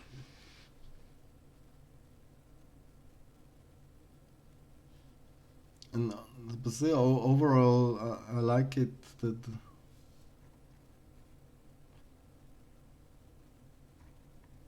maybe the most strange for me is this purple. If that wouldn't be, it's already a bit better. Uh, maybe I can try something. I don't know. I think. Oh, or maybe just look at like this grayscale. Yeah, or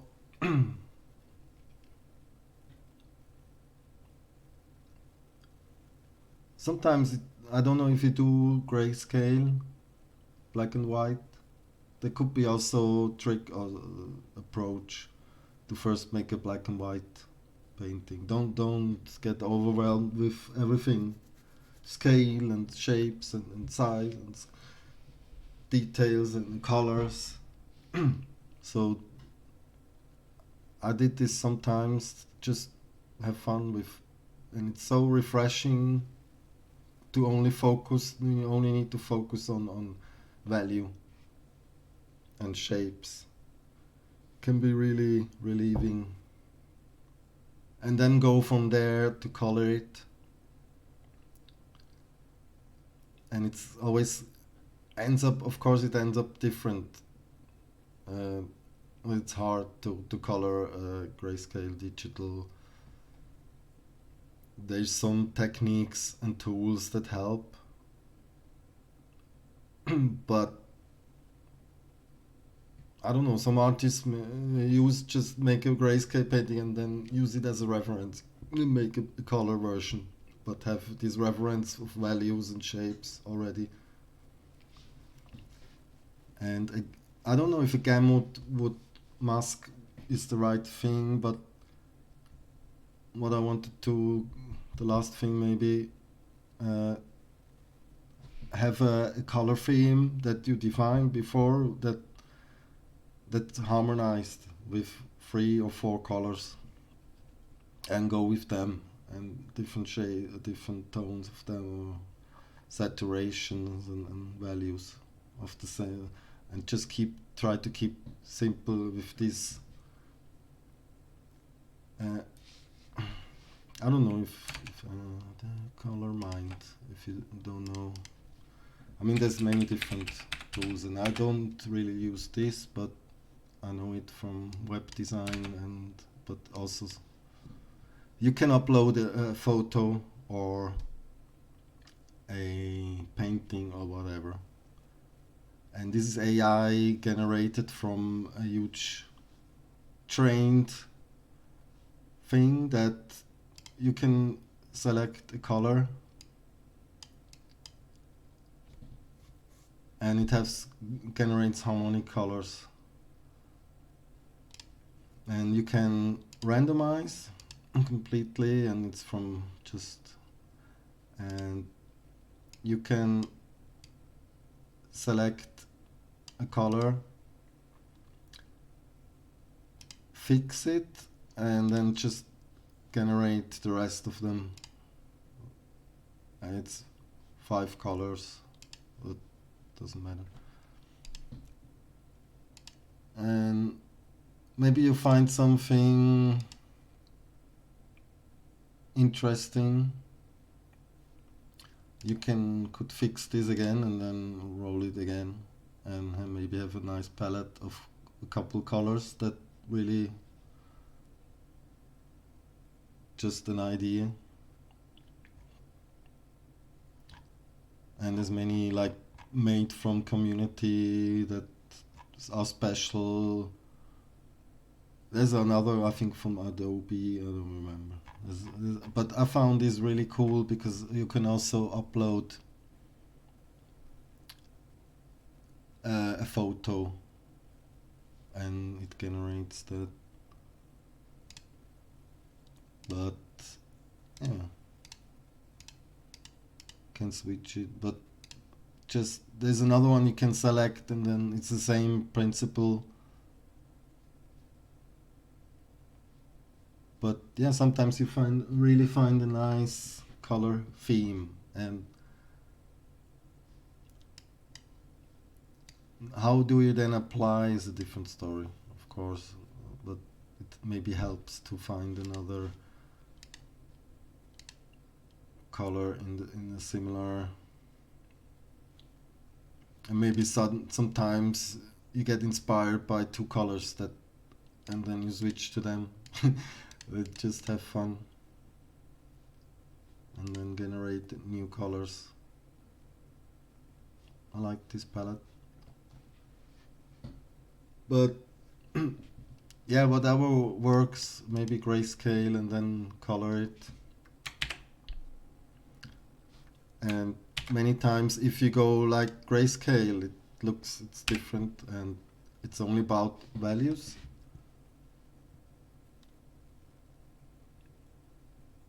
And if you look at it for some time, just get familiar with it, and then switch to colors again. You sometimes get like, oh, this is really not what I expected, or you find like, oh, this yellow I don't like, or something can also help.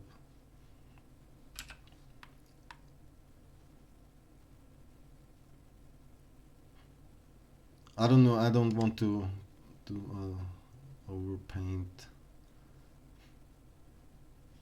But since maybe this color yellow, the main subject, the buffalo, is maybe the idea is yellow, and then you go from there. I would go from there, try.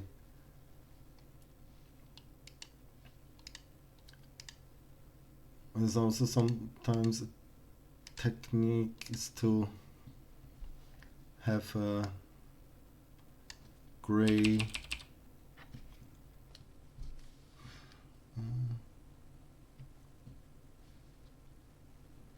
color and a layer that's removing makes it grayscale, and I can like less saturated, more towards. Also, as I said last stream, also mentioned it's many times it's about the grays in a art or in a painting, There's cool grays, warm grays. I feel like it's too saturated the blue to make this really sound and pop out or start to get unique. To me, this yellow is less unique than this yellow, if you know what I mean. How to explain. And I still also struggle with this, but kind of got, I know the concept from color theory or whatever design.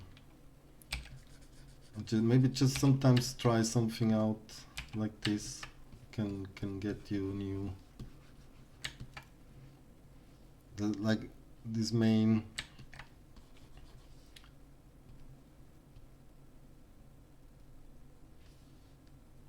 I have this color. So to find what works well with this yellow and grayish blue could work, grayish warm gray, cool gray, I don't know. Some complementary color.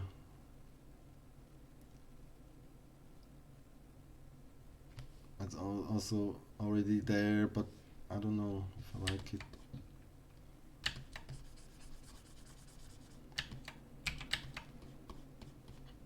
To maybe have just blue and the grayish with the light.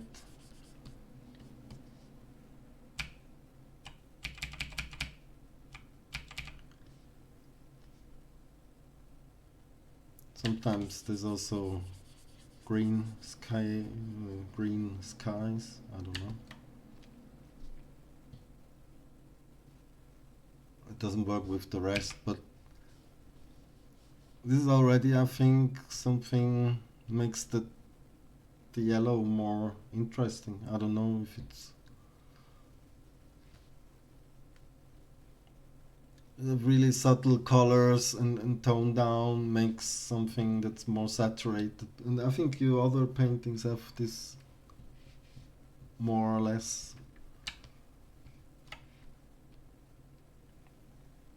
And it's just a matter of you, but you go like overboard and then you have to get everything right again and get the right hue or saturation. So saturation is really,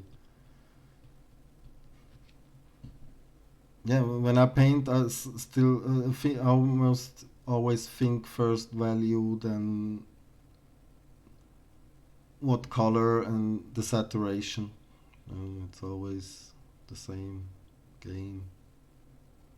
How different parts. And then if this is more or less grayish, kind of just subtle cold colors, then it comes down to what is here, like this greenish, and works this well with the, I think it could, or maybe a little bit, and green is anyway a really hard color. I don't know. Since yellow, I don't know, is it cool or is it warm?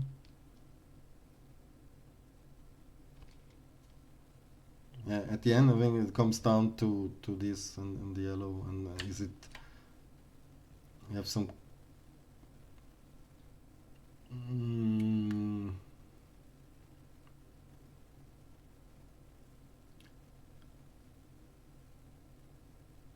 I'm not sure. It depends on in relation to what's around, and if it's really, I mean, if you get to the point where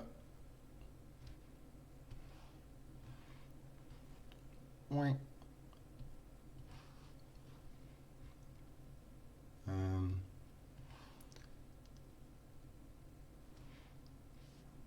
it's for me it's yellow is almost like neutral, like gray, and can be warm or and for me green is a cold.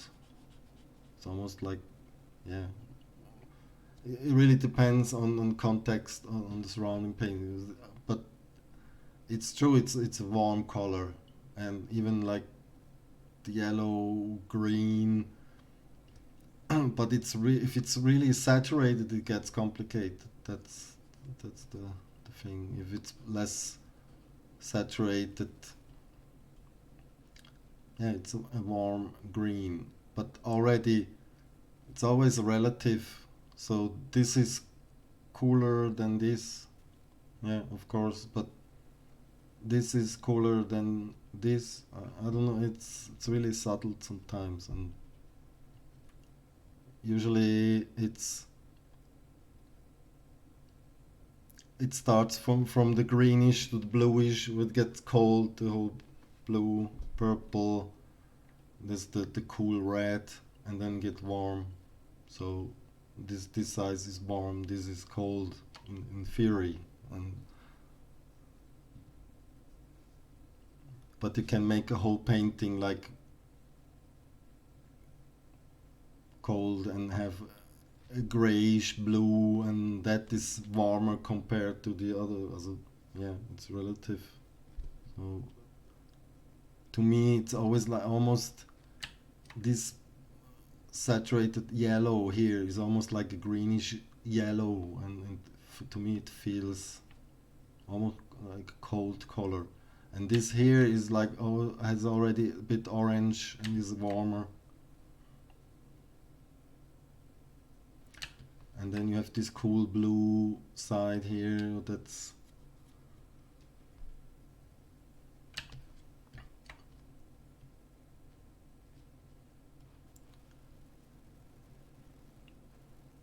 and usually with this yellow it's really hard to find a good match or something that's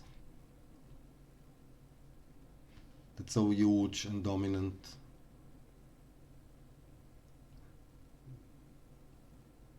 Like a blue works, yeah, something like an orange. And then it's, I don't know if it's a matter of preference to this green with the yellow. It kind of, it works, why not? But to me it's maybe still too simple. Maybe it just needs a warmer part somewhere, or just another color that can get something interesting going, and sticks out. It's not too much. I don't know.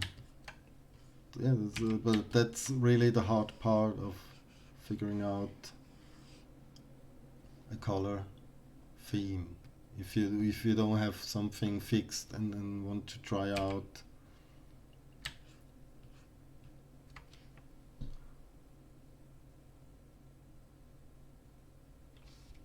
Yeah, the complementary color.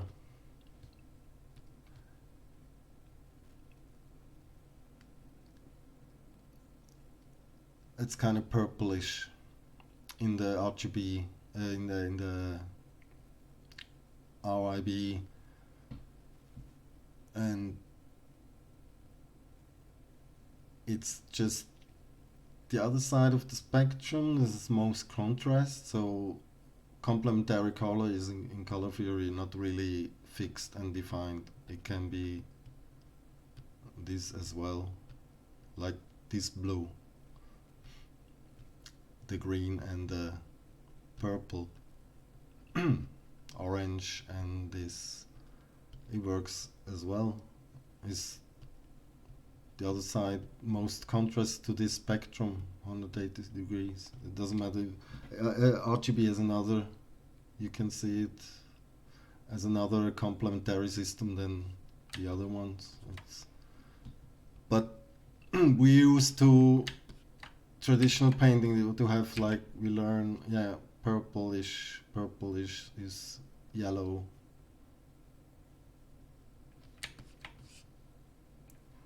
I don't know. Sometimes then purple looks strange in a landscape. So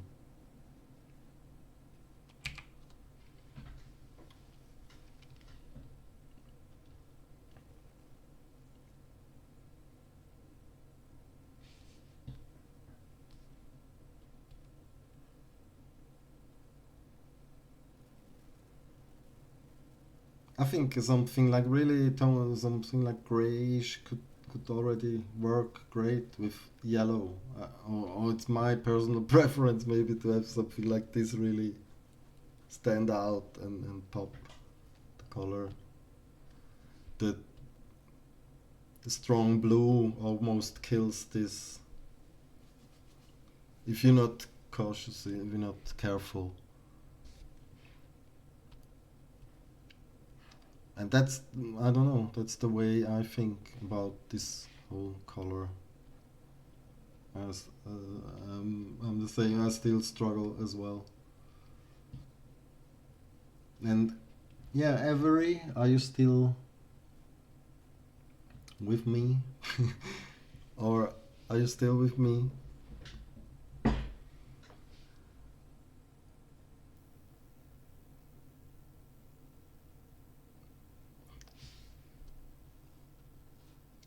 Yeah, something like orangey, almost a bit purplish. But I just don't, I can't do it really like quickly now, and I don't want to.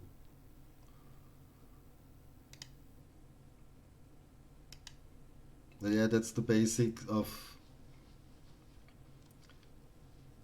And some have this theory or concept of, it's also like with the big shape and middle shapes and small shapes that you have with colors, that almost like 70% of the color is like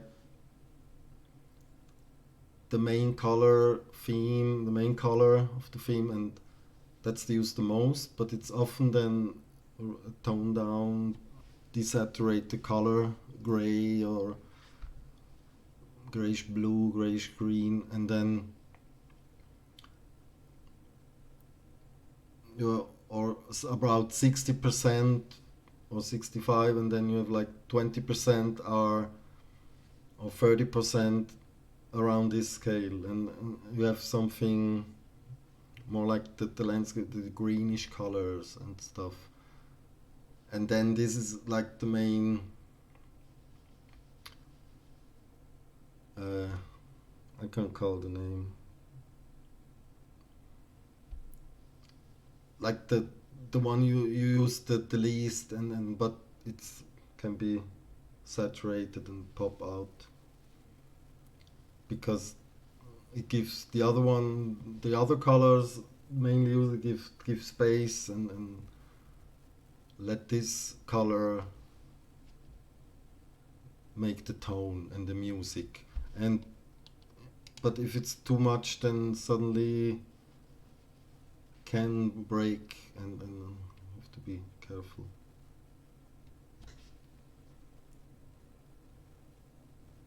What do you think?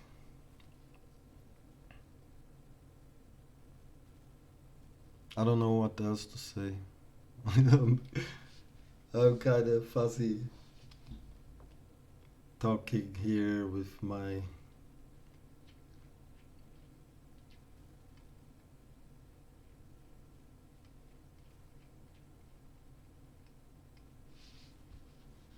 Let's see. Is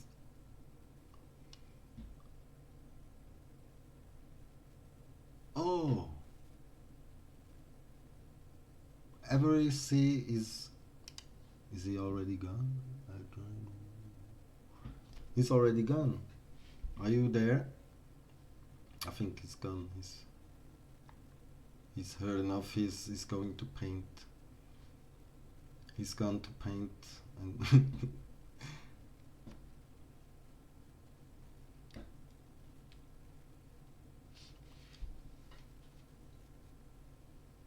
did I talk too much?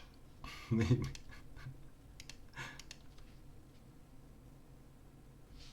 Okay. Uh, Where's there's even more.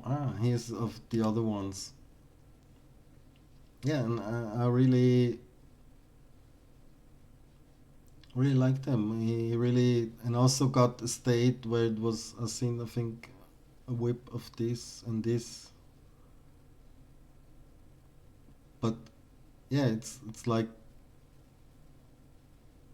this what I'm saying, the direction of keeping it simple. Every like only 2 3 colors, maybe 4 max, and is this green to the purple, blue to the orange, and the green to what? It's not really clear. And this also blue orange, which is really popular. And I like them. It's no, I don't have really, but I still think it still could be like, it's really hard to nail this. I think this is, to me, speaks the most because it's the most simple and really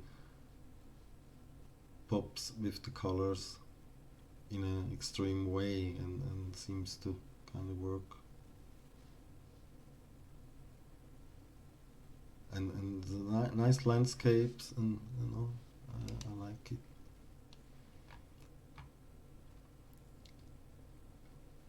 So is Scarlet Force still here?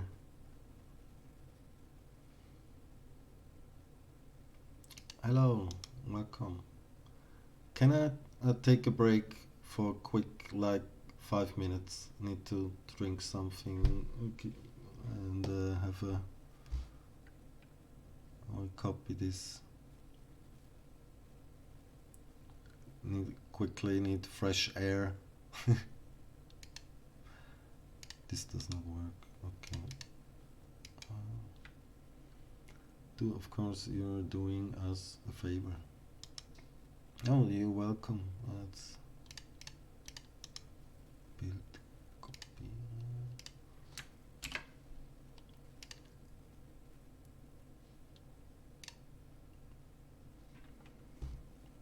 With the references. No.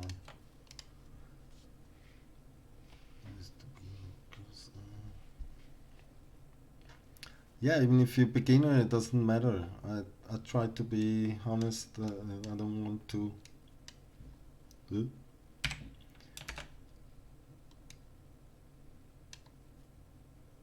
So, yeah, if you don't like critique or something, I think you're coming for something to learn, and maybe what I say, it helps or not. I can't. I just try. I'm also not. I'm not perfect. I'm not. Uh, I struggle with the same stuff.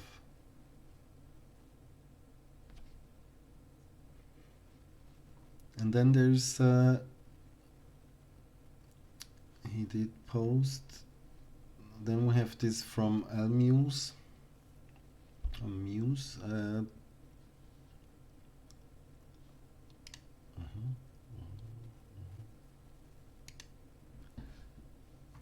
Okay, a quick break, just 5 minutes.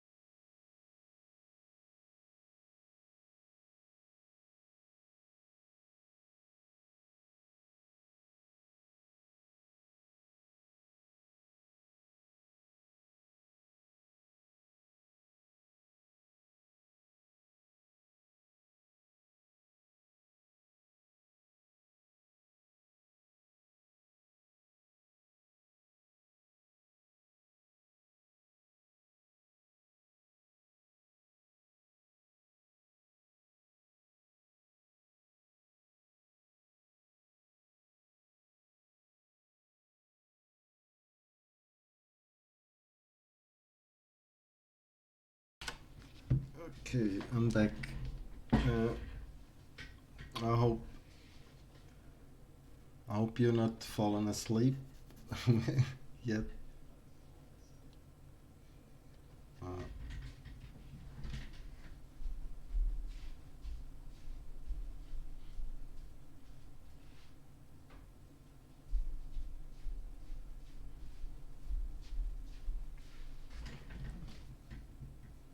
okay. The next is from Scarlet Force.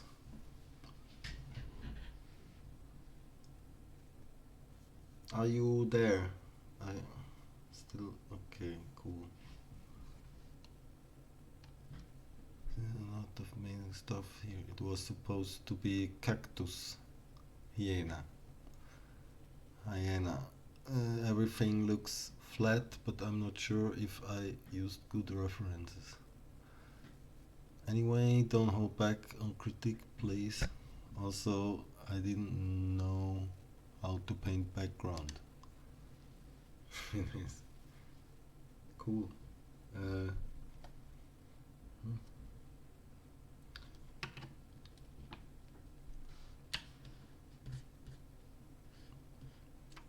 you also put the references inside. This is nice. So we can said my references were flat. That's why. I don't think so.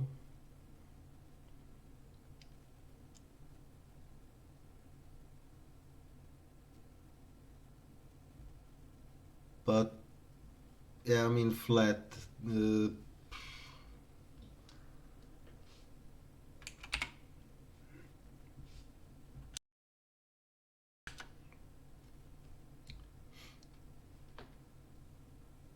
doesn't look exactly really flat to me.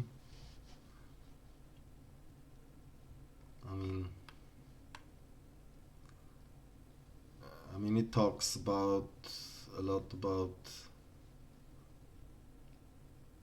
shape and value. It's not that much depth in it. That's yeah, but I mean, there's some amazing shapes going on here.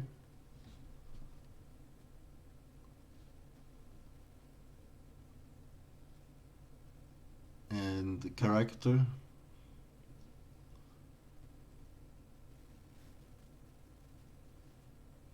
Even has some lightning going on, so this sticks a bit in front, and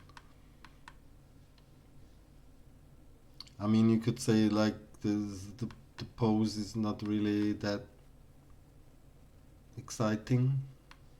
This is a bit more, and this is a reference for the cactus, and it's the nice color contrast.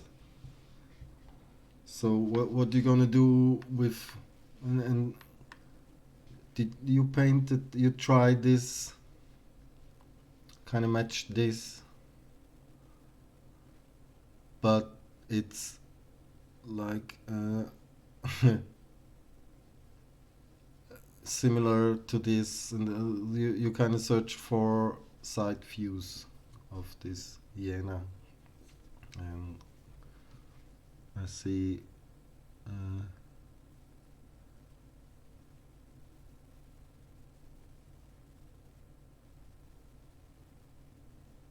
I think sometimes like yeah, one, two, three references is enough, or if they really speak to you or something you want to catch, or if it's not just for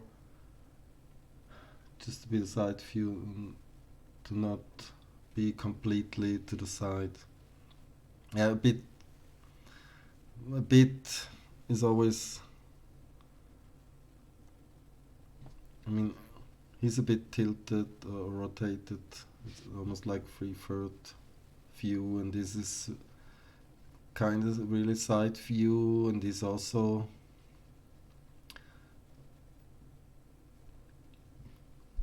but I don't know if it's really the key. Well, at the end, it's sure it's the position or the pose of this character, of this animal, that's and its dynamic or shapes you want to get influenced by or study, and they're quite unique and quite different from each other. What you gonna do with it? And it's funny, kind of, that he's like a mix of all three, and it's not necessarily bad thing, but hmm, yeah. If it's really, uh, did you try to 100% match this?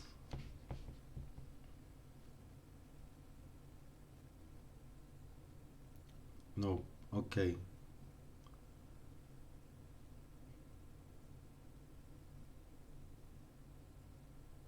Yeah, I see.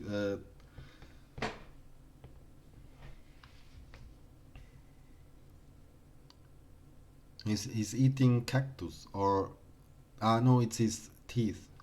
That's also in.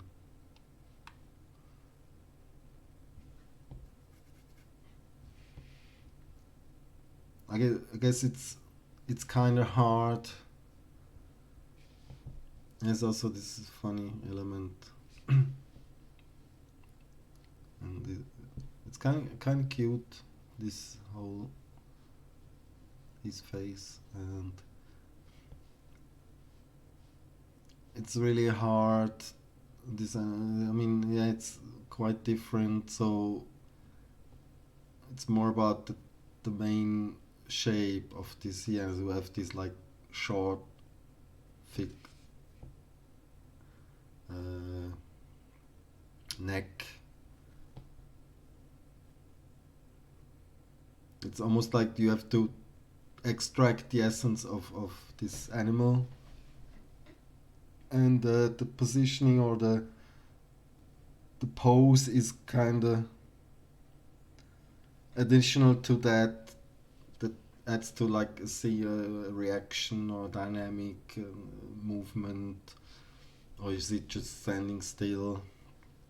So you so it's just for study purpose and having fun, combining it with another element, and I think it's a nice try, and there's some nice uh, yeah, it's more like the concept and the idea, and not make a realistic painting of a hyena.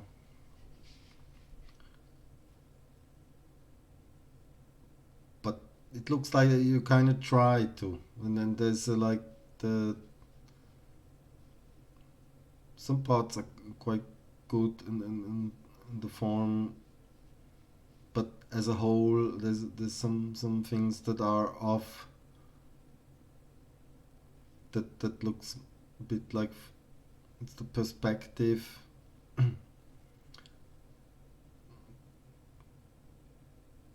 comes down to where he stands and where his feet are. It's the grounding of this character, which is a really important thing. You can't take it, or you have to take it serious, kind of, and or this is really an important, because our eye and our brain always looks for this. Where are they? Where is he standing? And then the rest is you can cut this off and it doesn't matter, this whole thing here. But as soon as it gets touched to the ground, I mean, and the whole idea is funny. It's cool. It's maybe this is for me. This is a little bit too big, and this whole thing and shape looks like a bit put on too much for the to work well. I think that if it's is it just decoration, or if you say it's a cactus hyena,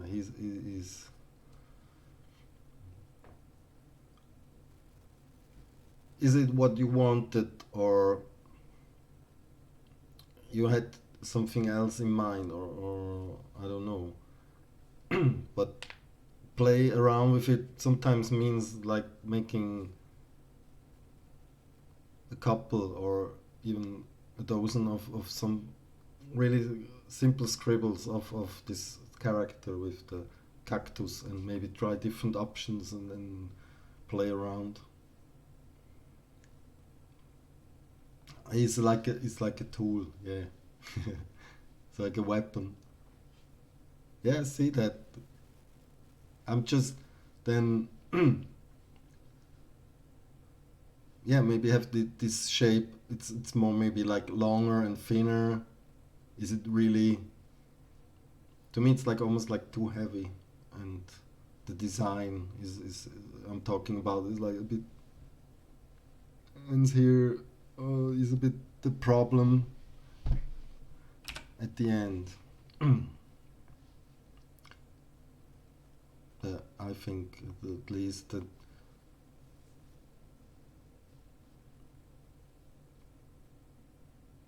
because the Tihana has this thing here.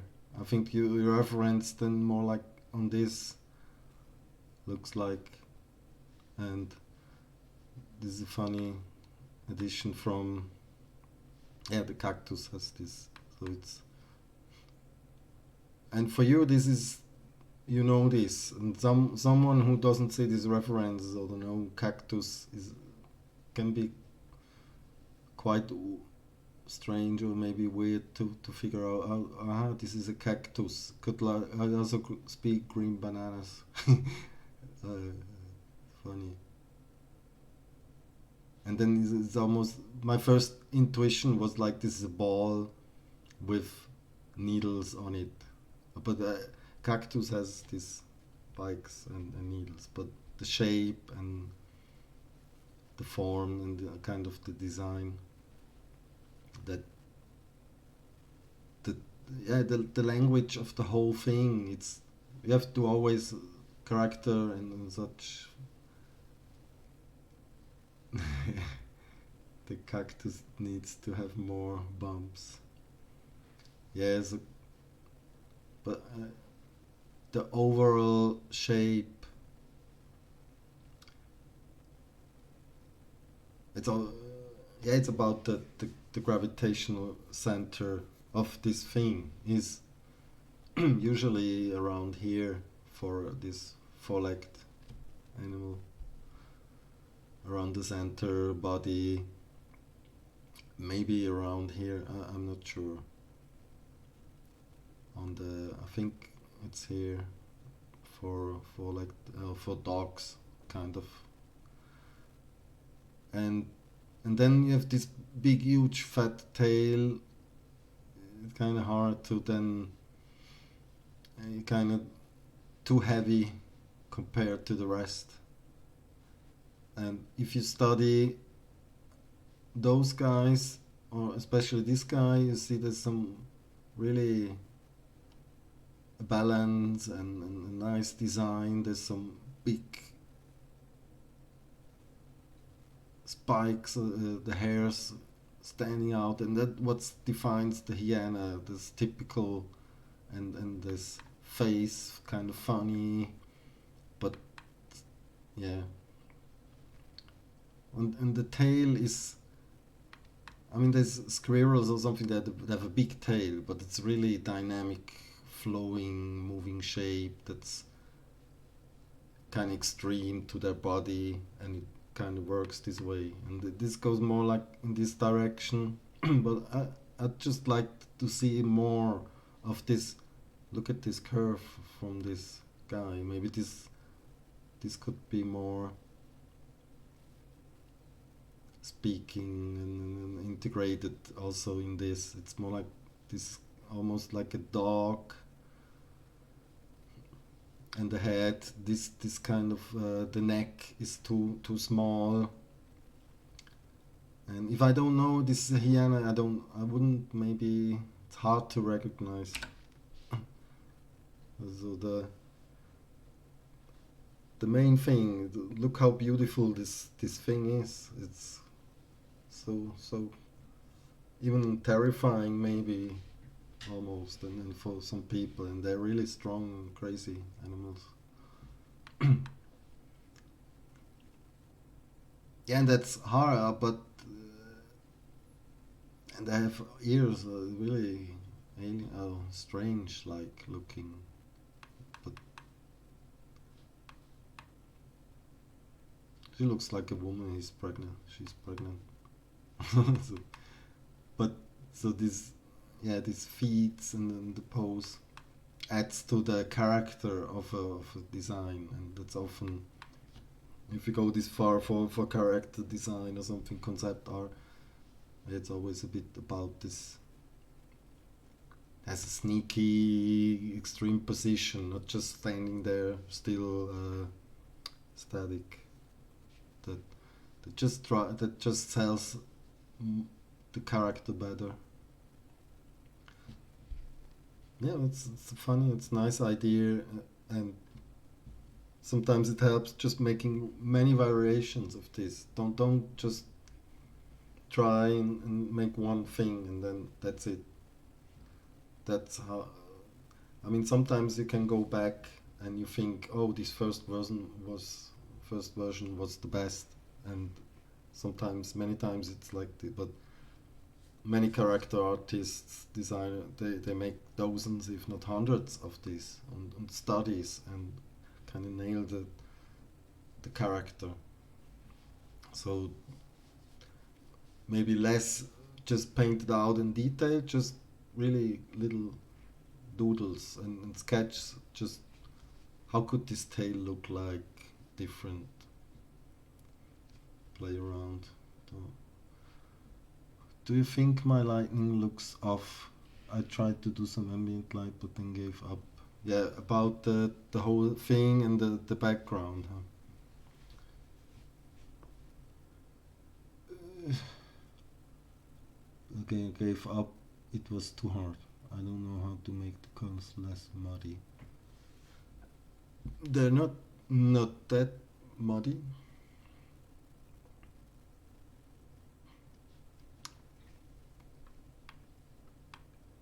Uh,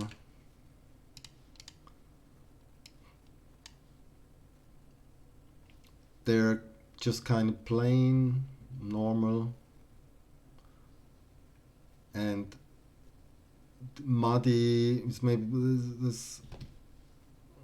They're all kind of sameish, something like. There's not much contrast, not much detail going on, and that's why I think it looks a bit like this. And also the shadow and ambient light. I mean, that's reflecting light from the environment and the sky. I don't see much. Maybe it's this. You kind of tried to make this like a cooler green. This is for me, yeah, the cooler green and the warmer green, and then like highlights, and the highlight here is, it's almost like too simple still, not strongest in light is maybe here, and there's some highlighting here. And yeah, maybe it's because of also you kind of too fixed, or looked at these references, and they don't have much light and contrast in it. going on, and that's really hard. That's maybe why someone else said is that they're already flat. So I mean they're not, but I kind of agree or see that the reason maybe he said it, or it's like comes down to it's really hard to there's really subtle lightning going on, and not even maybe the photos are the lightning condition is not really don't give it doesn't give much and isn't much interesting. Yeah, and that's it's hard. You make your life harder than it should be. I mean, it can be a cool painting if you really like paint it in oil and have all these details of the hairs, and if it can work, but then still, yeah, you need some contrast or some shadow or light.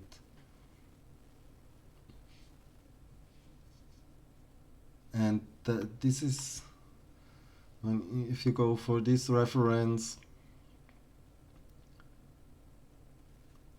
I mean the greens are kind of really saturated here, and there's this brown. It's a really desaturated red. Yeah, and quite similar. You know, if the detail, there's not much going on in lightning. There's no light really. Yeah, see, really subtle, and yeah, that's what it tried, and it's really hard to. It's usually simpler having more contrast, more bit light and shadow, and look for such references. That's maybe would be easier for you. And this green. I mean, if you go for the colors you see here and try eyeballing it and maybe match them as close as you can. This kind of weird. You don't know. You think it's brown, but at the end it's red, really desaturated color. Also like different, yeah, orangey. Sometimes it's really hard to say.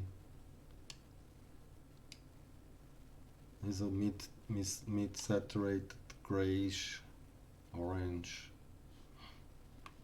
but really compared to these colors, they're more.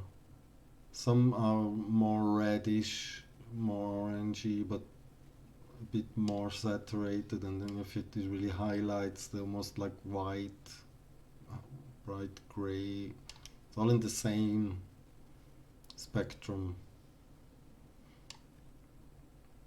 and that's hard to paint. Like I wouldn't have fun with this painting. Otherwise, as a reference, it's kind of hard. That's so fun looking and with the shapes simple could be a bit more fun. Yeah.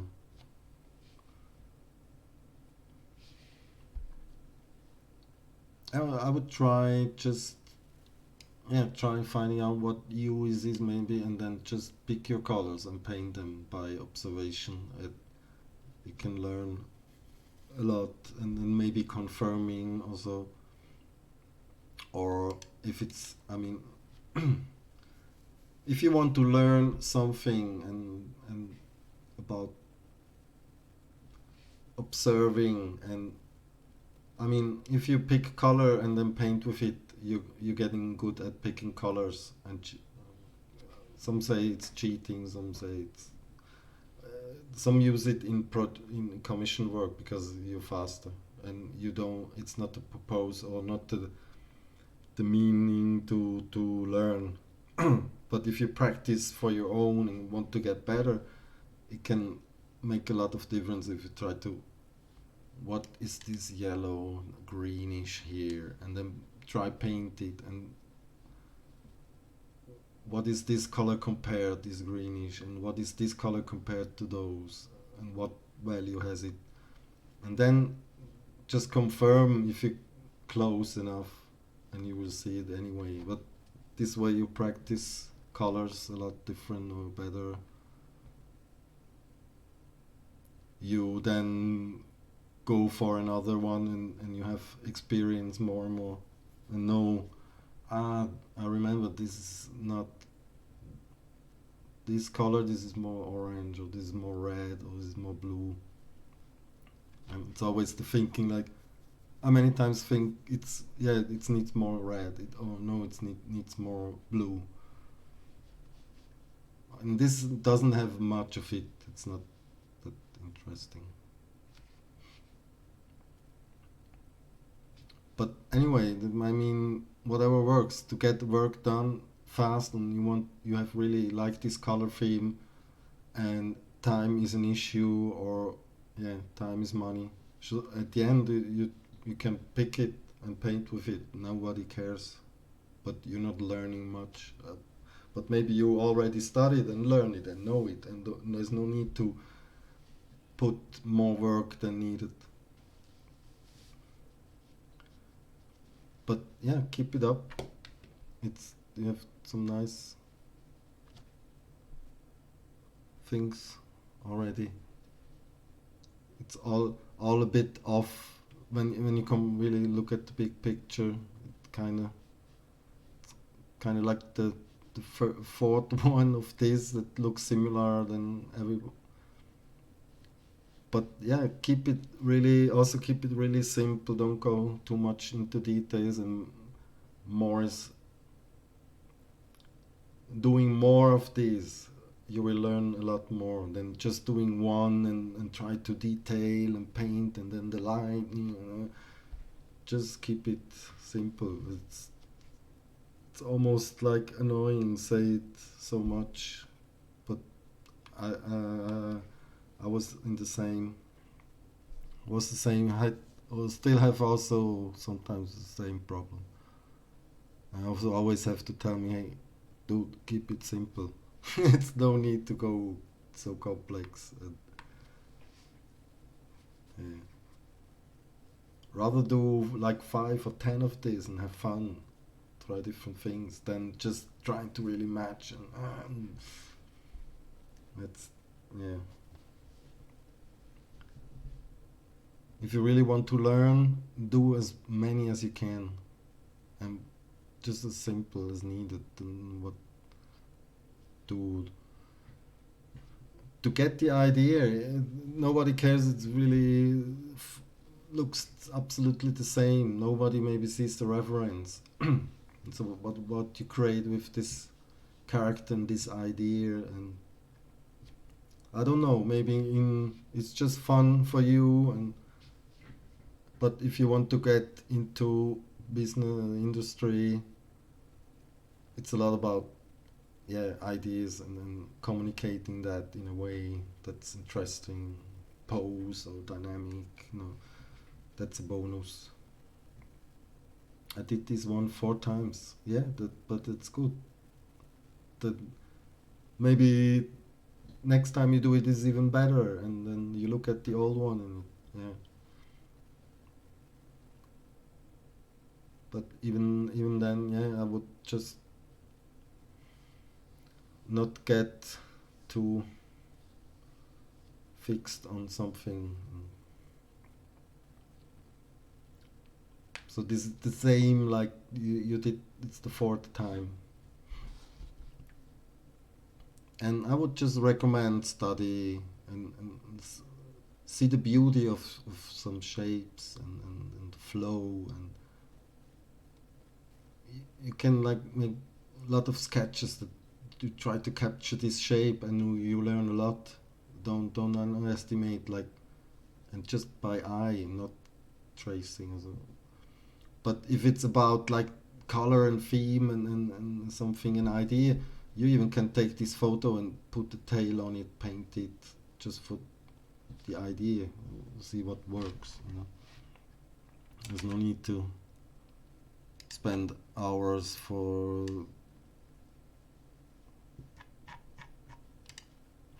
Yeah, so these are the, yeah, so you already did some variations.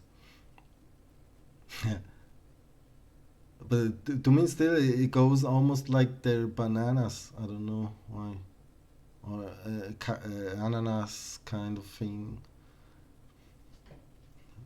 And also this uh, I don't know how it's called.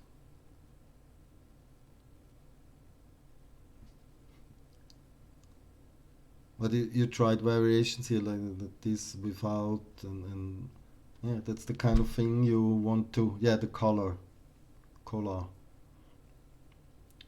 Yeah, right. The, yeah.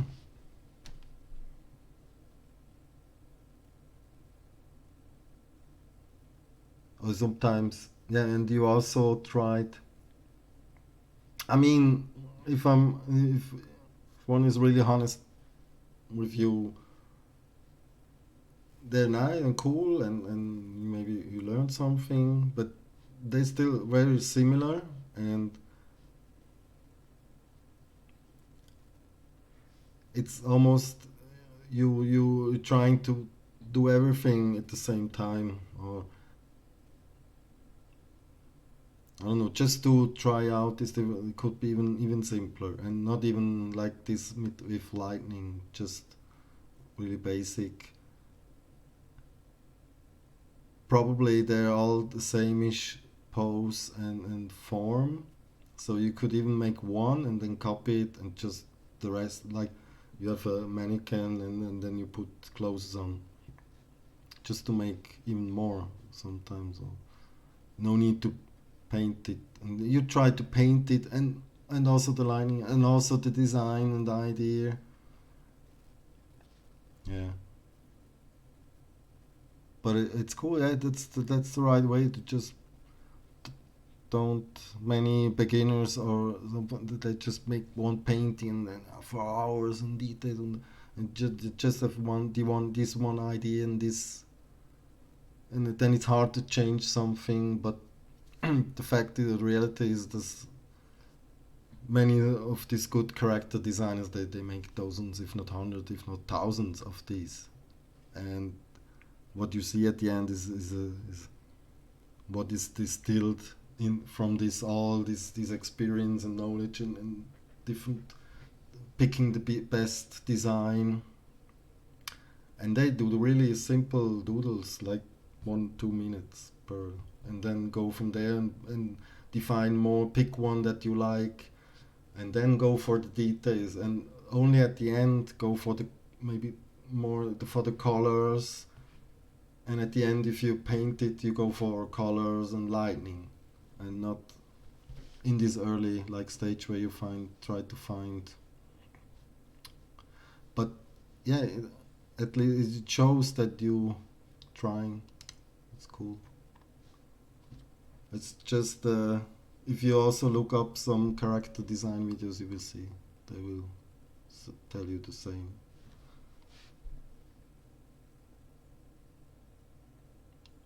Yeah, keep it up. It's cool. And I don't know, background, landscape. Hmm. There's not much. Then it's again still another topic that's really hard, and that's not simple in itself. So I don't know what you want to focus on, but focus on this and learning, and again, also the background. It's can be hard or much, and sometimes just keeping it really simple. Like in this, you just have two areas of colors. This shape here with a color in the background. That's maybe already enough. You don't need to paint more, and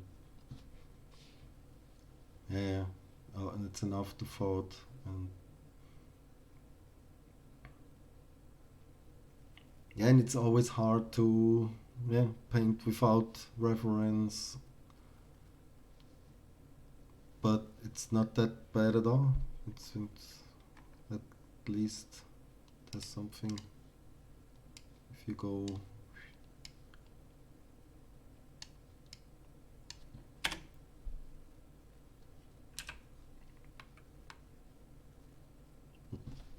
Yeah, cool, nice.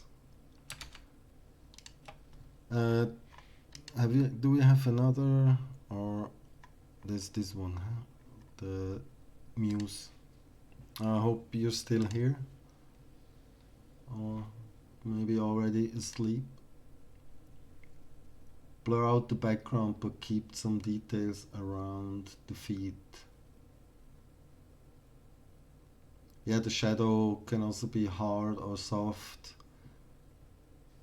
There's so many topics and details. I mean, one can study and look and talk for hours just about all this stuff. I think I've seen you do this. You really struggled. No, it's okay. Let them. It is. I mean, if you want to, but it's no problem. Yeah, Muse, do you have? I remember this. You had to paint this or something, and struggle with motivation. I don't remember exactly. And you finished it, no? Cool. His head exploding. So there's a lot of stuff going on, and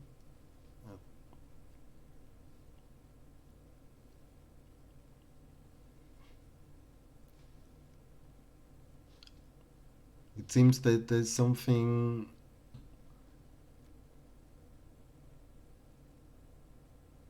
going on, mainly with this guy. It was hard to work on this because I had to essentially paint 6 characters and had a large. So there's also a big story behind it. Yeah. And this 1, 2, 3, 4, 5, 6. It's a lot of characters. I see. Yeah. So without knowing this story, it makes it. But this was personal work, or did commission? I don't know, for school, or was it? But I mean, it looks nice. You kinda. But it's your own story and stuff. It's cool. This I like this different style or different characters, different like funny character, and there's almost like a robot woman, stylized, and I don't know your work or anything, and I like it that it's you try to paint it a bit like realistic, and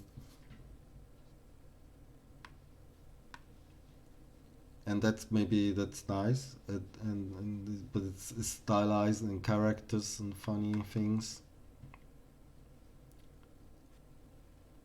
and it's kind of unique, I think special, surprising, I don't know, that it's this style is painted like almost like a painterly style. Yeah, you had time stress, right? And yeah, I'm just thinking in the big, or when I just what I think when I see it and what goes through my mind. I really like it. It's nice. It's cool. The many things. I want to know what's happening and what the story, and there's light, cool lightning going on, and his head is exploding. So it feels flat. No, no. I mean this stuff here down here. So it feels like in a game, and this could be like a side scroller. That for me it has this kind of character. Flat as in 2D. Do you mean? Yeah, but this ground. Okay, this could be. Is this like concrete? Is this the floor, or is this underground? And this is the you know like in the side scroller games you have this side view. Sometimes it's not so pixel art style, and yeah, so it's a flat ground. We're looking on it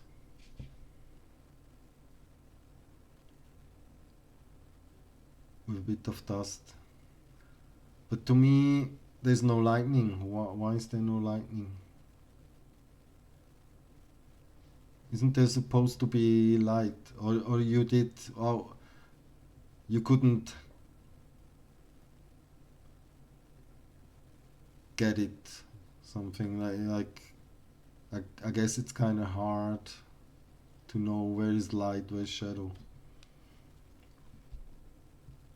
Is that?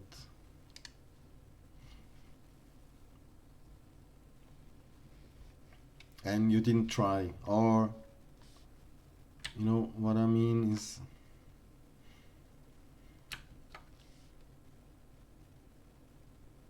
I'm just going for value. Then yeah,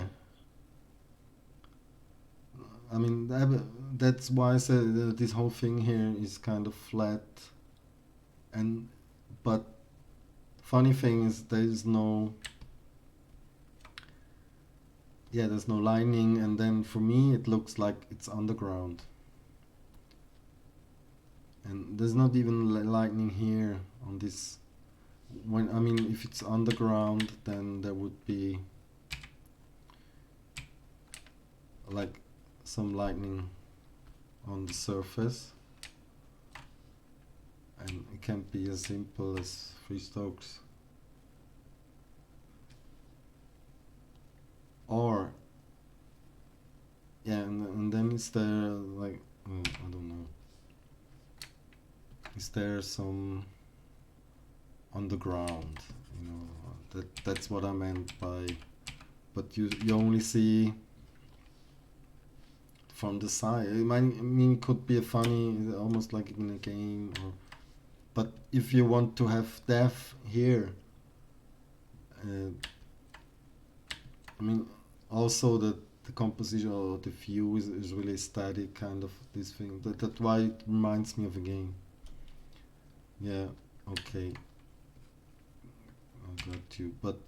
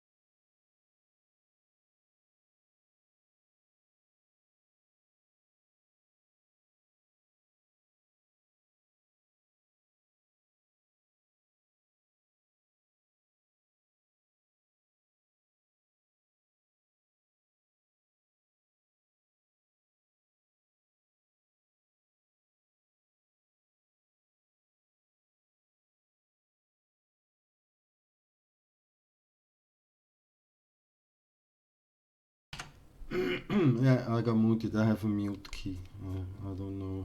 I incidentally clicked. So yeah, just as an example, this gradient doesn't work. It's more like maybe on this side. And because there's a spotlight, it maybe needs a radial circle. It's maybe easier.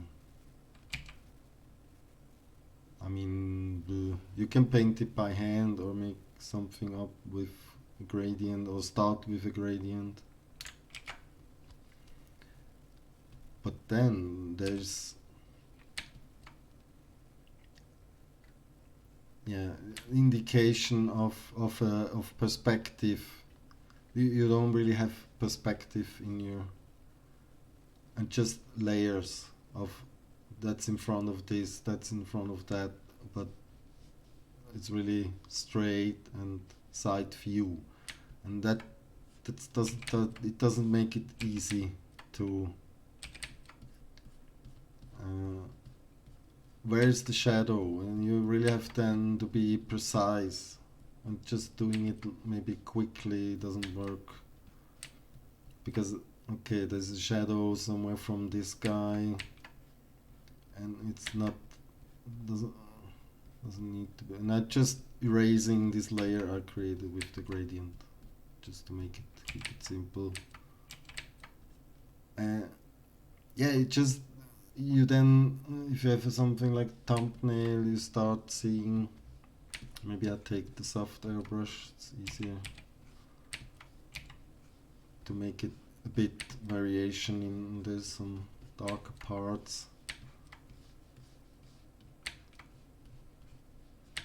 and maybe in the foreground a bit, just adding a bit of texture again,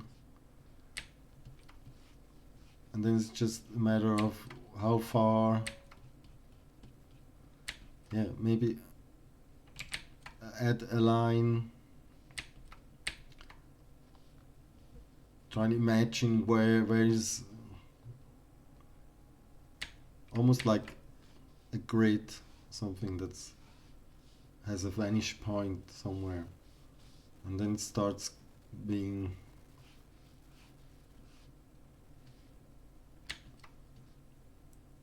feel like a surface, and maybe have these lines thicker and then get thinner, really keep it simple.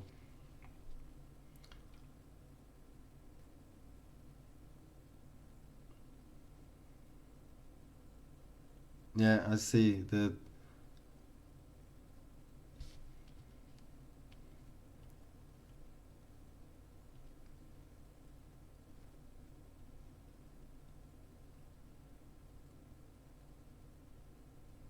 But you can still work with something that makes it easier, or find a way that makes it easier. Can be a challenge, or can be fun, interesting, or maybe also tiring. Of course, it doesn't work out, and you try, and you worried and have fear, but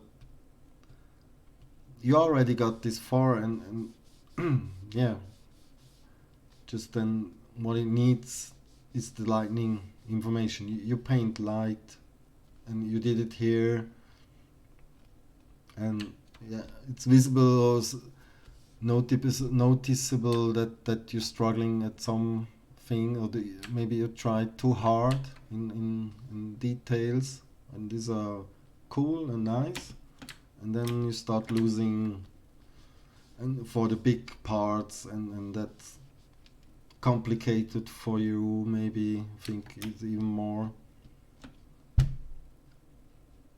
But the important part is to recognize it and try it. And it doesn't matter if you fail. Failing is the best thing. You learn if you stand up again and learn from it. And that is yeah, it's how do you then have to say in the same manner and same style you have here, you have to paint this, and I think you can make it. You did it already in many parts.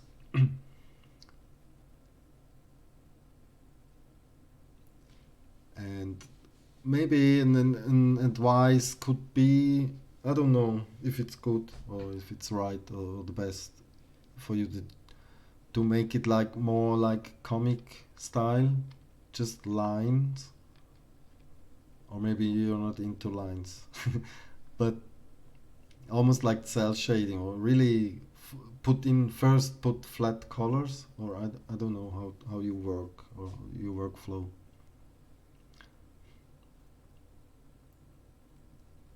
At my own place rather than forcing an image. Yeah, yeah. But I mean, it's always good sometimes to have a deadline, or but it's if it's just you don't have to really force or put too much pressure. And it's really nice. This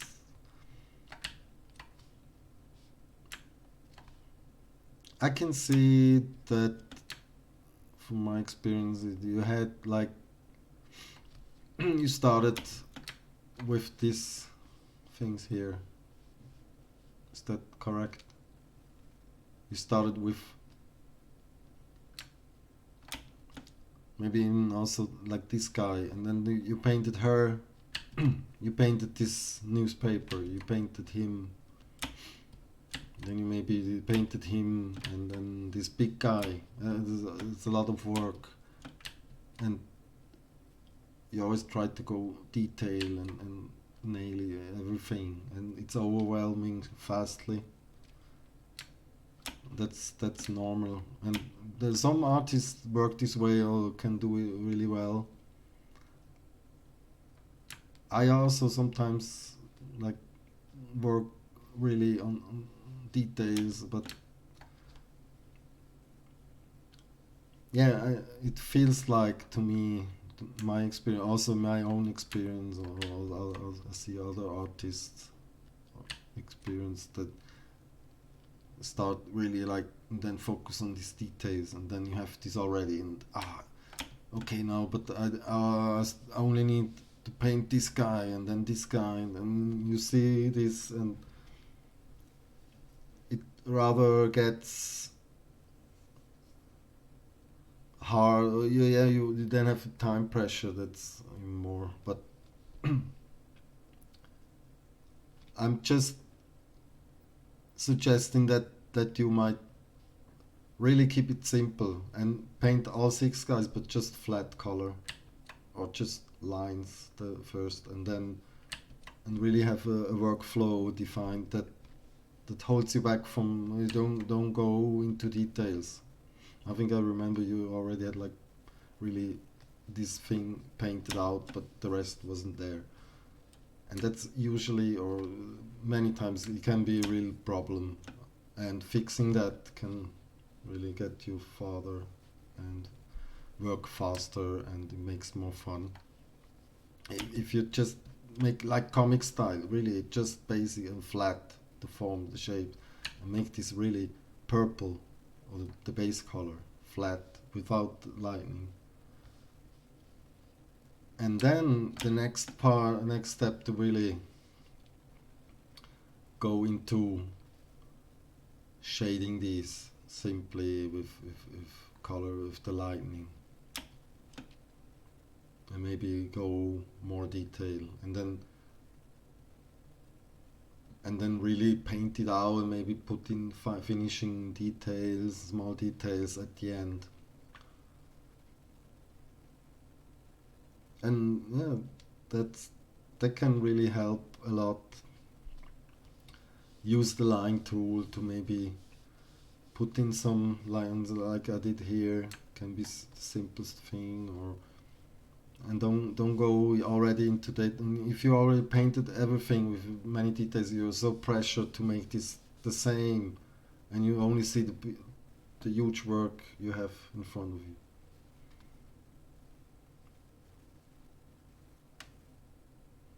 So this is my, I don't know if it's the right thing for you to know, to hear, but I know from experience on my own also, and many others, that and many show this workflow, like keep it really simple, make line work, make flat, make it like almost like comic style.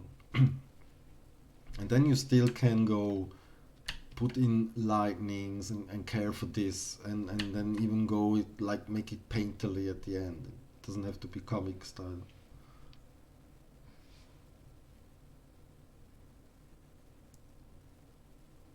Yeah, of course. I mean, it's the usual way that many, most artists or illustrators do it. There's no, that's the first thing, one really basic thing that is taught. Yeah, there's no need to already paint out, but any artist is different. I don't want to say you have to do this and this is the only way.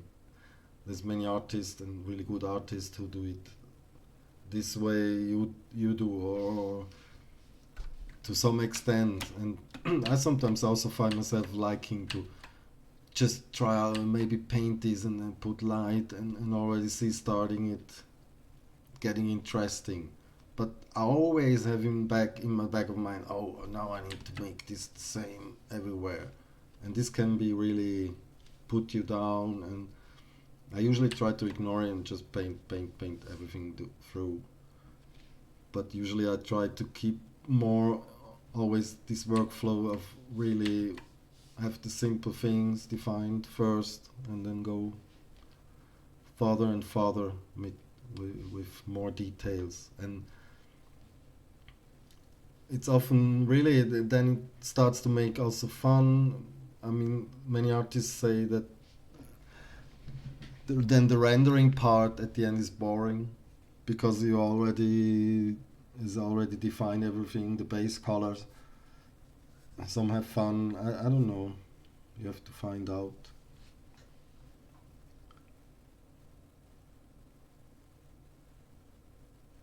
Yeah, no, I just want to give you an idea, a different maybe approach. I don't know you and what you did and how you think about it, but this could be a less a try to really keep yourself away from going too much detail too early. That's like every teacher or art teacher or illustrator will tell you this. In many other art crafts, it's the same. If you look at sculpting, it's the same. If you look at what they do with film and 3D, and it's the same. Simple maquettes, simple blocks, and then go from there, and just helps so much. But if you have fun really painting it, but it doesn't seem, that's why I'm saying you keep kind of overwhelmed. And there's really extremes who go, they start maybe make the sketch at least, and then they start here, paint like crazy details through the whole painting. It takes them weeks or days. And some are really crazy, they do really cool stuff. But it's so, I think it's exhausting even for them sometimes. It's like the typical beginner mistake, or that's usually when you start painting, and many start doing this, and it holds you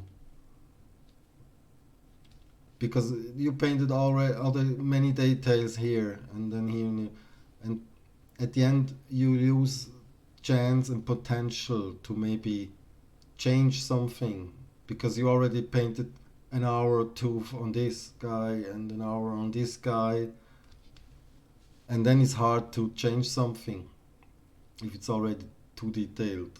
And you don't want to change it because you spend so much time, and it really gets, yeah, down the rabbit hole.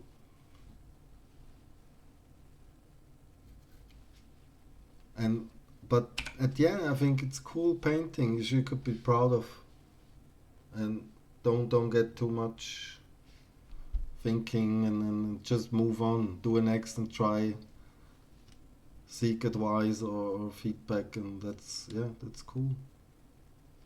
There's really nice touch, and I think you can come far. You can come really far if you want to. Just don't get. I mean, there's a lot more like colors and composition. And it's enough complicated, and you're trying hard to put light and shadow, and it's nice. It's work. It seems to work. Just like too too fixed on too many details already early, maybe, if I correct. Yeah.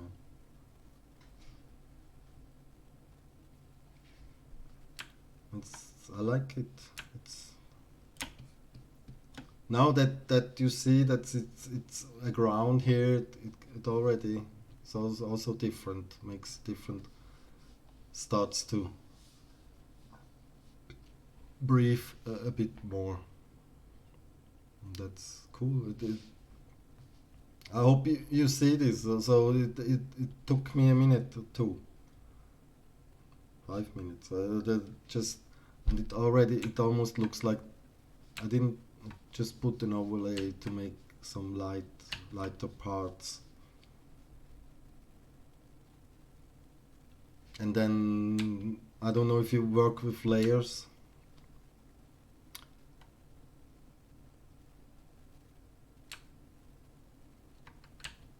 I put have these guys on different layer in the background, and maybe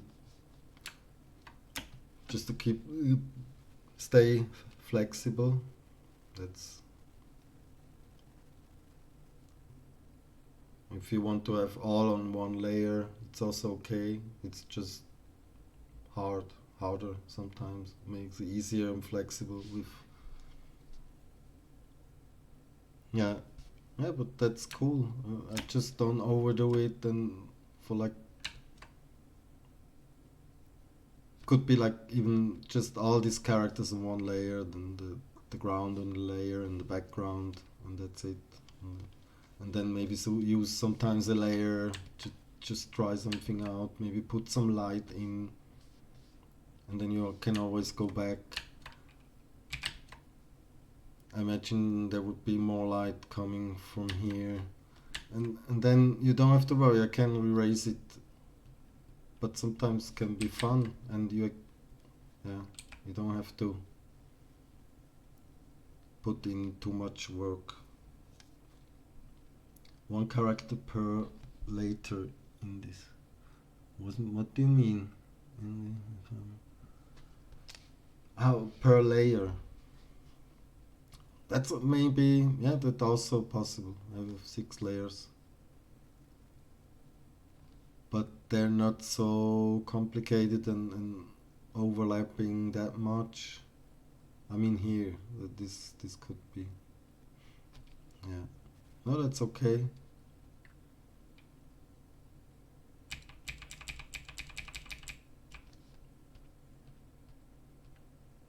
And yeah, the shading and everything,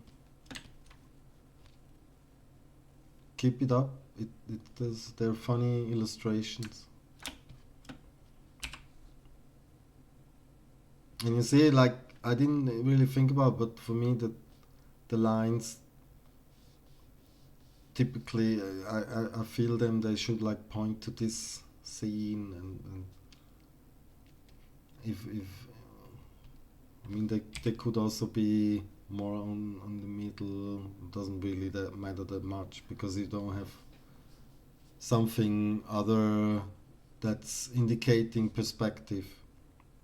So it's all on this what's on the floor. And this thing here is also like funny, but I don't know what it is.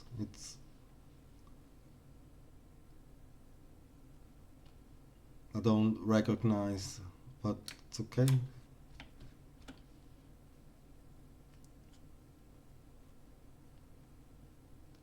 Color speaking, this is strange color in combination with this reddish brown and purple, but some really nice touch like this.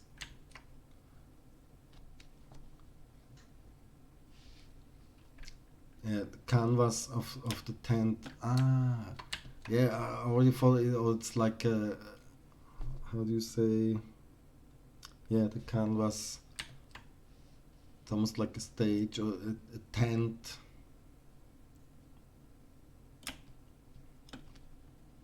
Yeah, but the perspective and all this is hard. This can be hard for some, hard for beginners. Then yeah, I don't know why. I mean, the two characters outside. Yeah, they're outside and they're peeking in, and to kind of visualize that it's hard. You don't use a dynamic view or perspective. You just use a straight view because you don't know how to do it, and that's okay. It's try to find a way how look at paintings or other illustrations how they do it. That's the best way to learn. It's there's no way I can help you on that or explain you how to do it. You have to find out by looking at a lot of similar artwork. You think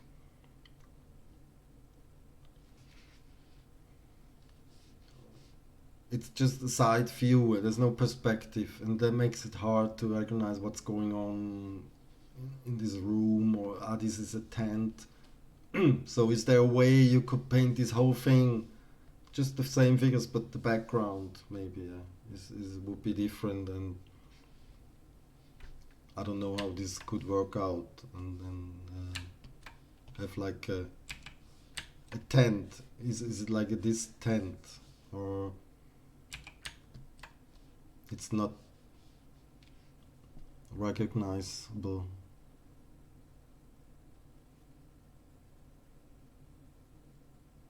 But maybe in the context of your story, it's someone reading or looking at this, he understands it, and that's maybe enough. That's cool. It's just for me that I don't know, and for you it's clear. Although for in the story it's mentioned, then it suddenly gets clear, and that's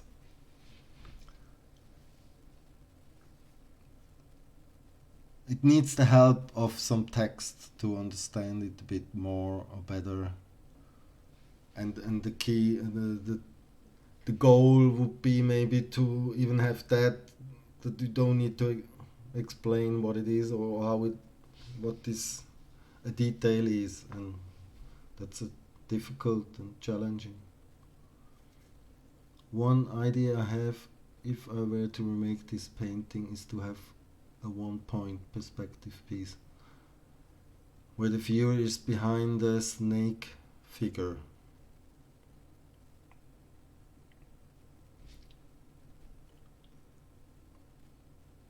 Yeah, this one is the snake figure, I suppose. Yeah, something like completely different perspective, like looking from this direction in out of it.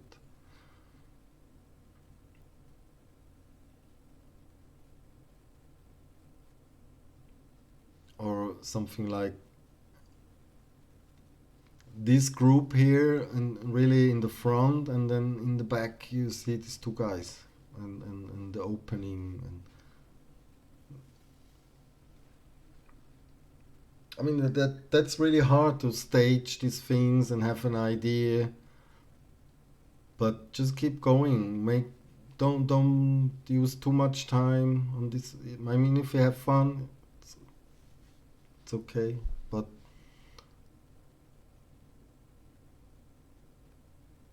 you will get more experience the more you do it. That's just how everything works, like learning. You keep doing the same thing over and over again. That's how you get better. Uh,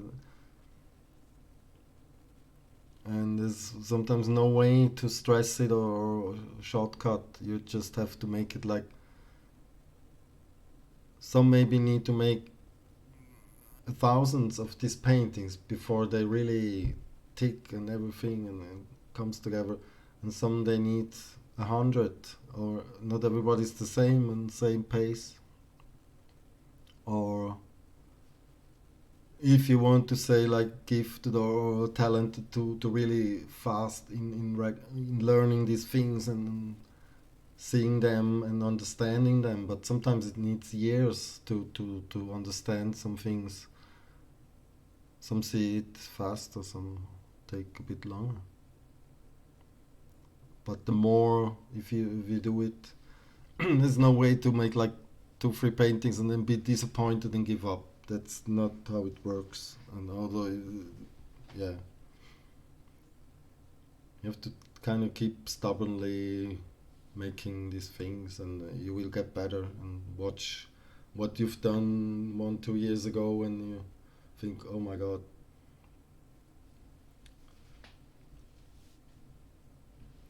Both. Inspiration comes with experimentation, and the other way around. You inspired and then you experiment with it. It's correlated, I think, in my opinion.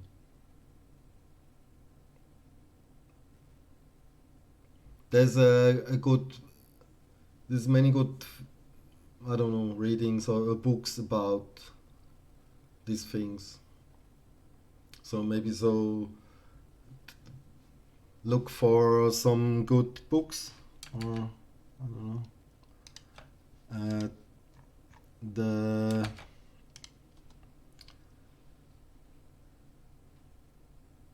No, you never always a beginner.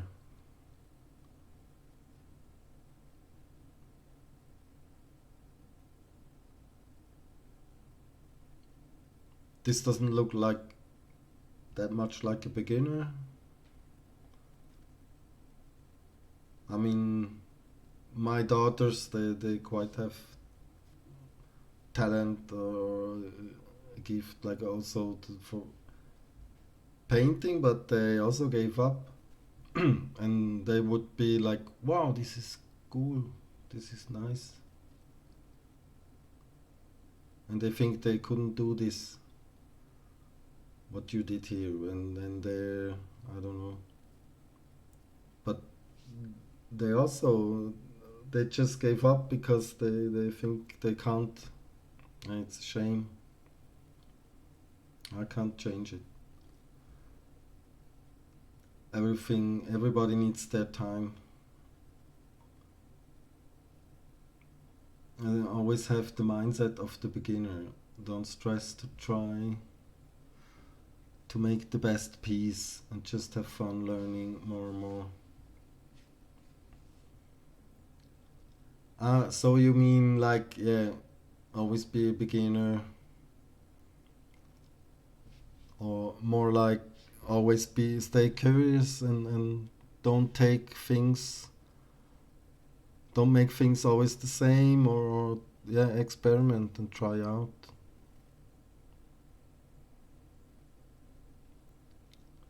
And then while doing it, doing many different things also helps, and study others and look at their work and see how it's done. That's how you learn from others that already figured it out, or maybe made an interesting composition or perspective, and there's no idea or things in vacuum. That's, it's always inspired from somewhere, even maybe like taken the idea and bit different or combined with something. There's a really good book about creativity from John Cleese, the man, one of the men, six men of Monty Python. That's kind of really interesting because it goes into these things. You know, how are you? Everybody can be creative. Everybody has this. Just need to enable it and do it. Do things that don't belong together and stuff. It's almost like a systematic thinking and use different parts, combine them differently, and all these things. And that's what many also say and many learn and teach. Yeah, perfectionist is good and bad. No, don't have to.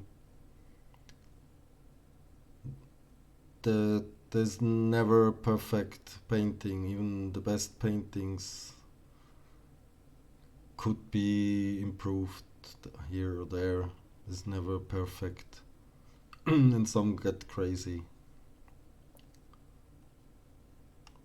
And some it's just you can get close near, but the more you put in, and for example, more detail, the more fragile and the more expect there's more expected to be everything that to be perfect, and then the slightest thing that is off is kind of destroying it. And that's why so realistic games are really hard to do, and that's really simple for like stylized, and that doesn't care if it's completely correct. But as soon as you go realistic, and that's, but I mean imperfect also, maybe some lines and stuff, and really nail it, or a color or a composition, it always can be maybe changed and even improved, even from old masters. Then I mean, there's some maybe exceptions there. They're really so close to perfection, it's almost scary, like Shishkin or something. I mean, it's impossible. It's humanly impossible. In some of the other like best, maybe they're coming close, but not even. Uh, maybe not even more. Yeah, don't hang yourself up with too much perfection. Trying. Don't expect less, and then have little happy moments and happy successes. That really adds. Then you get inspired or you get motivation to do something. If you overwhelm yourself just by how you do it, and you're too focused on too much details, and you get frustrated. That's not good, and ends with many artists, myself included, to give up. And I didn't really care. I didn't paint for a long time. Yeah, what did you a new one? Uh, I don't think I have anything else seen from you.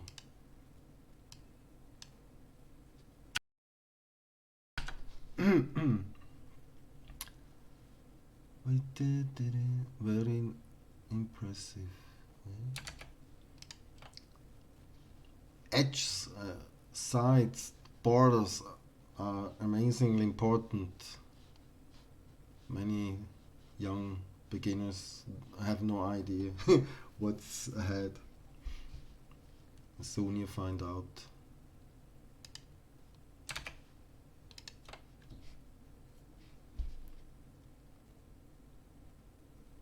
It's this one.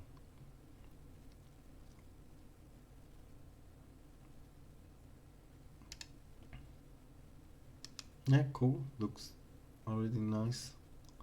Uh, Directly doesn't work. Yeah, it's cool. It's fresh. It's simple, flashy. It seems like your style, and really nice with the colors.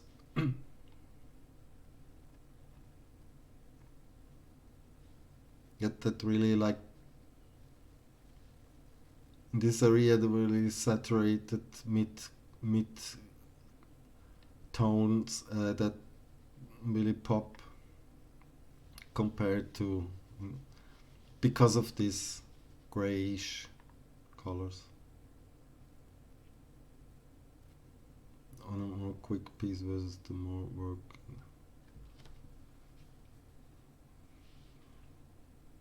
I just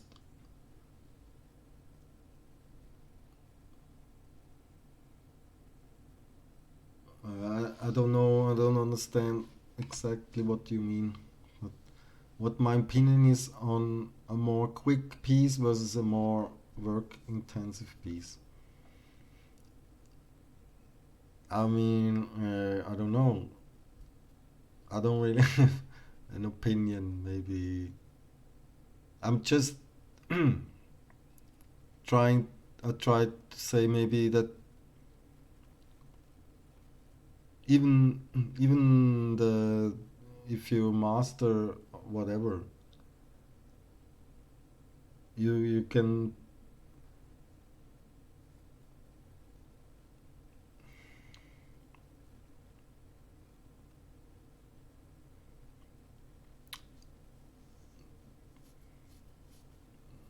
Does it?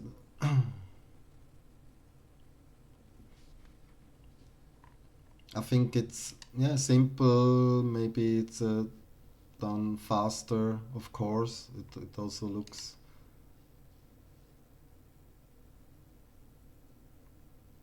and it's kind of as rough as you see the strokes.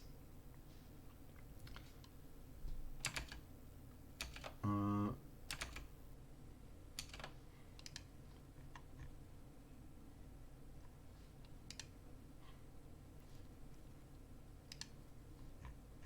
I mean, definitely it's simple but effective. Has some nice contrast and light. This flash with the colors, the muted down colors. It seems to work nice.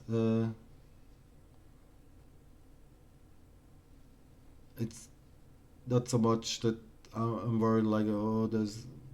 I mean there could be a little more details here and there. The, but is it needed really? And how much? But they could be really quick and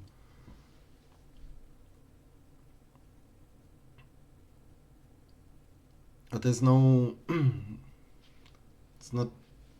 Yeah, this is faster. This is better, or this. The longer you work on a piece, the better it gets. It's never that simple and straightforward. I don't know exactly what my opinion. I mean, there's awesome detailed and almost like crazy, really work intensive paintings that are awesome, but that can be like really simple, fast, sketchy painting, maybe from Richard Schmid or someone that's really that blows your mind. And he did many like one session paintings, a couple hours or an hour, and it's just the strokes and stuff that's moving and the colors are amazing. Then it doesn't. Nobody cares about how long it took or whatever. As long as the artwork works, it's it's done. sometimes even the more simpler and faster one sometimes really have freshness, and that's kind of speaking to someone or people. While you get more and longer pieces and put more work into it, more details, the more complicated it can get, and you can lose that freshness. And then it's about how well you make these details, and this can be like almost to perfection, is really can be really exhausting and really difficult. And some, I just know from experience of many others and myself that not everybody is made for this, and you have to find out your own flow, and what you like, and what you interested in, and what makes fun to you. There's no need to like. I think many young artists are too focused on really details and oh, it's awesome. I don't think it always needs to be, and not everybody can do it. And some maybe they stress themselves so much to do it, they give up or they burn out or whatever. It's no need to. There's awesome artwork really done quick and fast, and it's top top work that just works because of the colors, because of the brush strokes. And that's, I think that's more amazing that the most detailed painting can ever be, because it's overdone really fast if you're not careful. Um, yeah, but the opinion of a piece versus the more work intensive piece. That's why I don't understand the question, maybe. Yeah, you're confusing me. And I'm getting tired also. I want to kind of get uh, off. It's already quite late. It was a 4 hour session. No, it's okay. No problem. Don't worry. Uh, I'm not asking if the faster piece is better. I'm asking, is loosening up, relaxing, and ditching perfectionism improve the feel and effectiveness of this? Yeah, I think of course it's, you kind of had fun with the colors. It's looks cool that, and the with the contrast with these glasses, and it's kind of story also with this other painting. There's also this guy. I just said like his head is exploding, and I don't know even if it's like in your view or in your story. And of course, then it could be like, could more like this hands are always difficult, of course, and there's many that things that one can critique, but it's many times the first second you see a painting that tells you everything, and then you go, you see the big shape, you see everything, and the details more and more, and understand something. But it's really like the first second you see painting, it decides if you like it or not, just because of the color of the big shape. And that sometimes doesn't matter if it's quick or a long painting, doesn't matter. But I think you should just have fun with these and make more of these, and you will see, and get experience, and not care and not expect too much. That's, yeah, putting too much. So relax. That's, yeah, that's a good thing, I think. Teaching perfectionism is as well is a good practice. There's always a time where you can spend, I don't know how much time, and try it, make it perfect, and that's okay. But not expect it every time, or and some people can just pull it off, and they're like crazy in that. And it's often now you don't compare yourself too much on everything. This like what others do. Never. I mean, this is just I'm trying to give basic advice, or you can maybe try this workflow or an idea.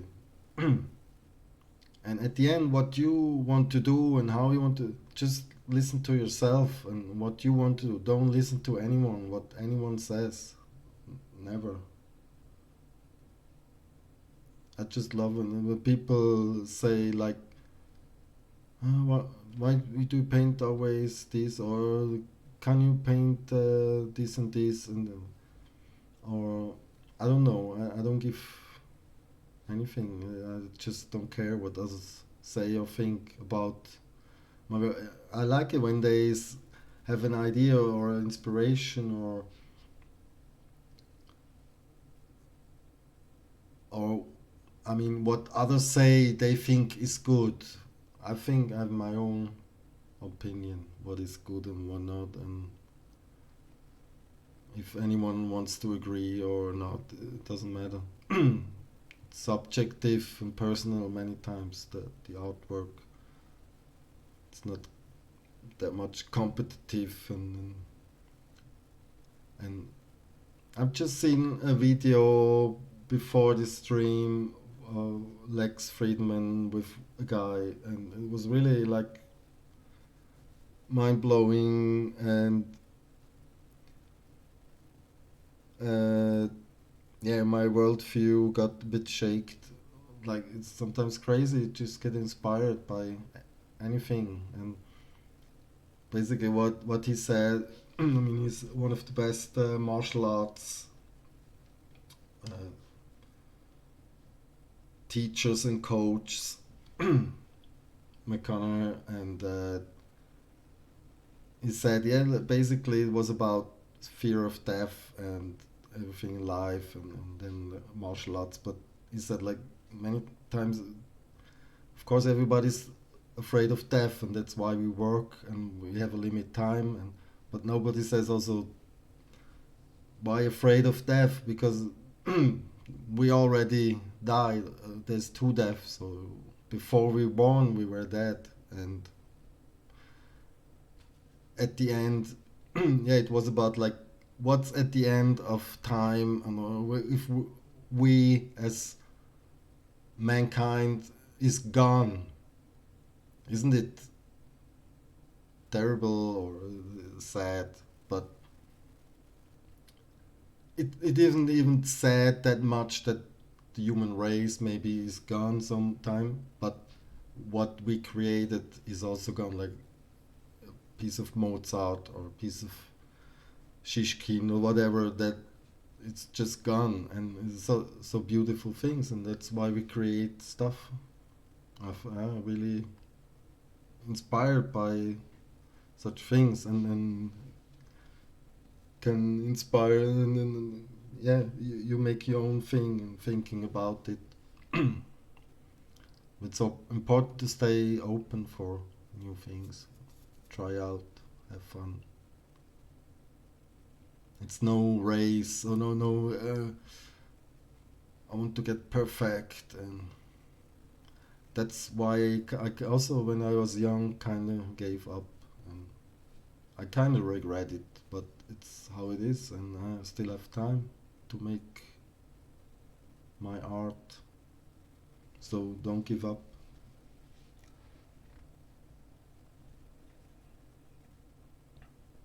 Yeah, if you're not having fun, then why you do it? I mean, just have like a vision or goal or inspired. There's no need to.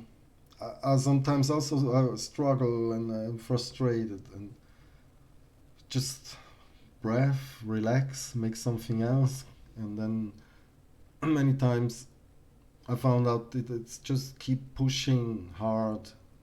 You find something new, and so many times I worked on a piece. I was really like, really hard and really stuck, and I don't know what to do. And it took really long time, and suddenly I had like I changed something, and then suddenly it makes sense, and everything is resolved, or I have an idea, and it suddenly is extremely fun and again motivating, and just keep seeking for little successes, and make it, don't stress and don't focus on making it absolutely perfect, your best work. Don't expect it to be that, just puts stress on you, but the struggle is anyway is enough, or is anyway there to do not, yeah. It isn't easy, it is hard, life is hard. But if you just struggle and never have fun, why would you do it? And if at the end, what maybe you're proud and what you've done, but uh, yeah, you first have to do something to be proud of it, or go ways you never did before, and sometimes it takes many a long time to really recognize it, and see, and it's okay maybe also to sometimes give it up for a time, and maybe in years it's just being too fixed on this idea to make it put stress on you, and you won't make it. Just relax and having fun and do hard work, and it will work out. Whatever, yeah, everybody is different. You have to find out what works for you. Everybody's not the same. Everybody's a bit different. Some take long. Some just they can't. They I mean, some things are really hard, and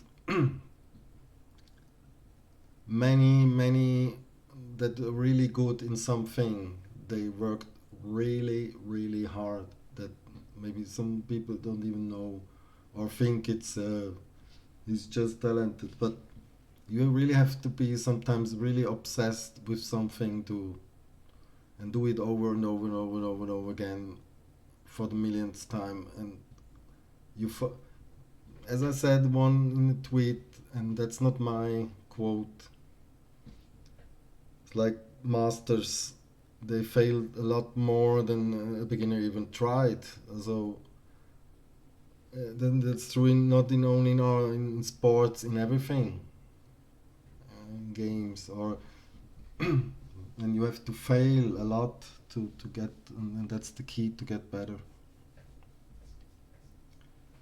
And of course this is not, I don't say it's always, you have to be always happy and fun. It's just not possible. You have to accept it, and that's the find, almost like find the key for you to be creative and have fun with this, and not to care too much and give up then at the end. And that's many good creatives and funny people, comedians, actors, musicians.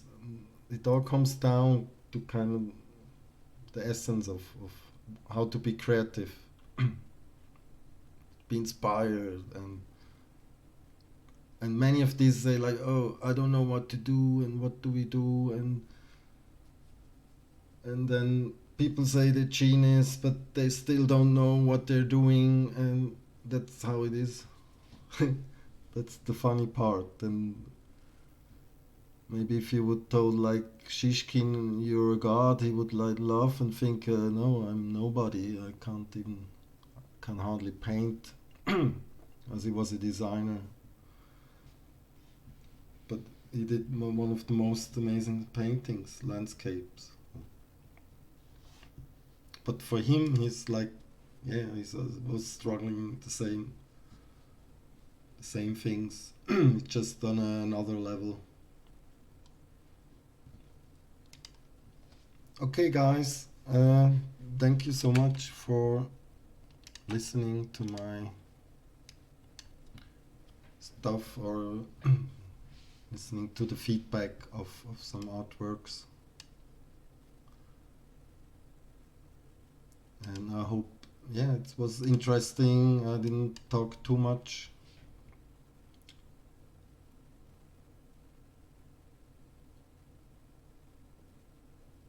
And hope you learned something. That's my biggest hope, or the reason why I try this. And I don't know when I will make maybe another one, or maybe make my usual streams where I just fool around with speed paintings or color paintings, that, or maybe make some more towards like speaking while painting. I sometimes have a hard time like communicating or speaking with chat and painting at the same time.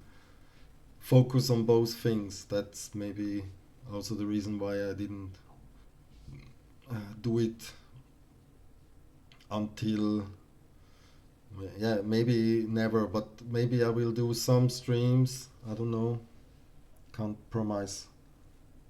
Where I just maybe go create a painting and also talk what random things, or maybe what I'm doing and how I think. And I'm not I'm not the best. I'm still learning as well. It's just I have a long experience in many different things, and yeah, I hope still you enjoy it, and don't never give up. That's my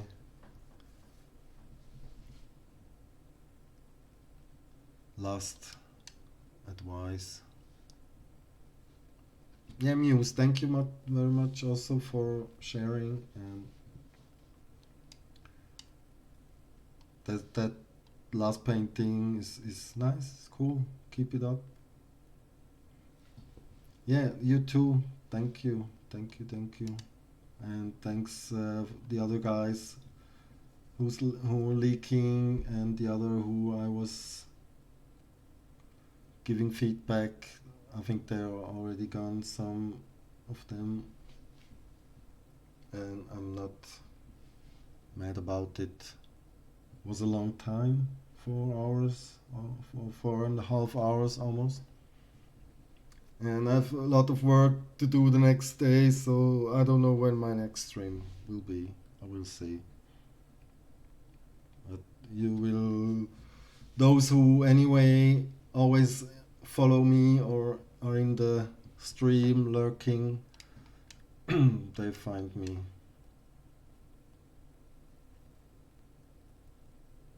Okay, thank you so much, and have a nice time. Happy painting.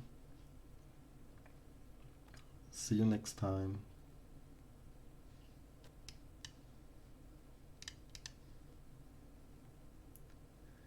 My no, my Discord is not private, but it's not listed, I think. Or I can share. I did share a link earlier in the stream. I just usually do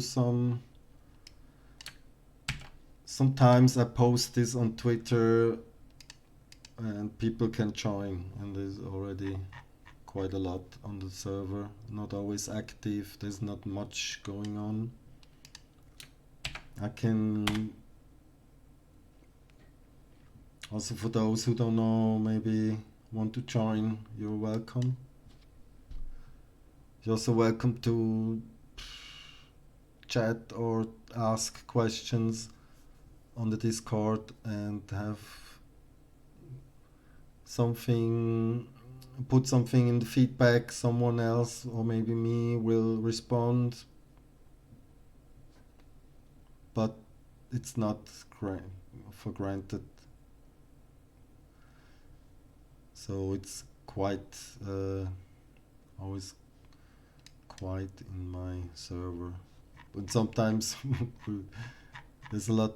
I mean, there's a lot of things going on lately with people, and now I'm doing this review. There's some things going on, and I had this. Then we have some resource channels, some things, and in literature channel, some references. I have an art of the day where I put like, I don't know, 60s, 70 almost paintings from masters that I like, random that maybe inspire. But then I did do this daily and then I stopped. I don't know. I wasn't enough discipline and I always have to think about what I post today, and sometimes I post something new, so it's not really art of the day anymore. Yeah, it's like I put all these channels with the iCats at one point, and there's my patrons also have access to my Discord. Okay, then welcome to my Discord, and yeah, have fun, stay safe, bye bye.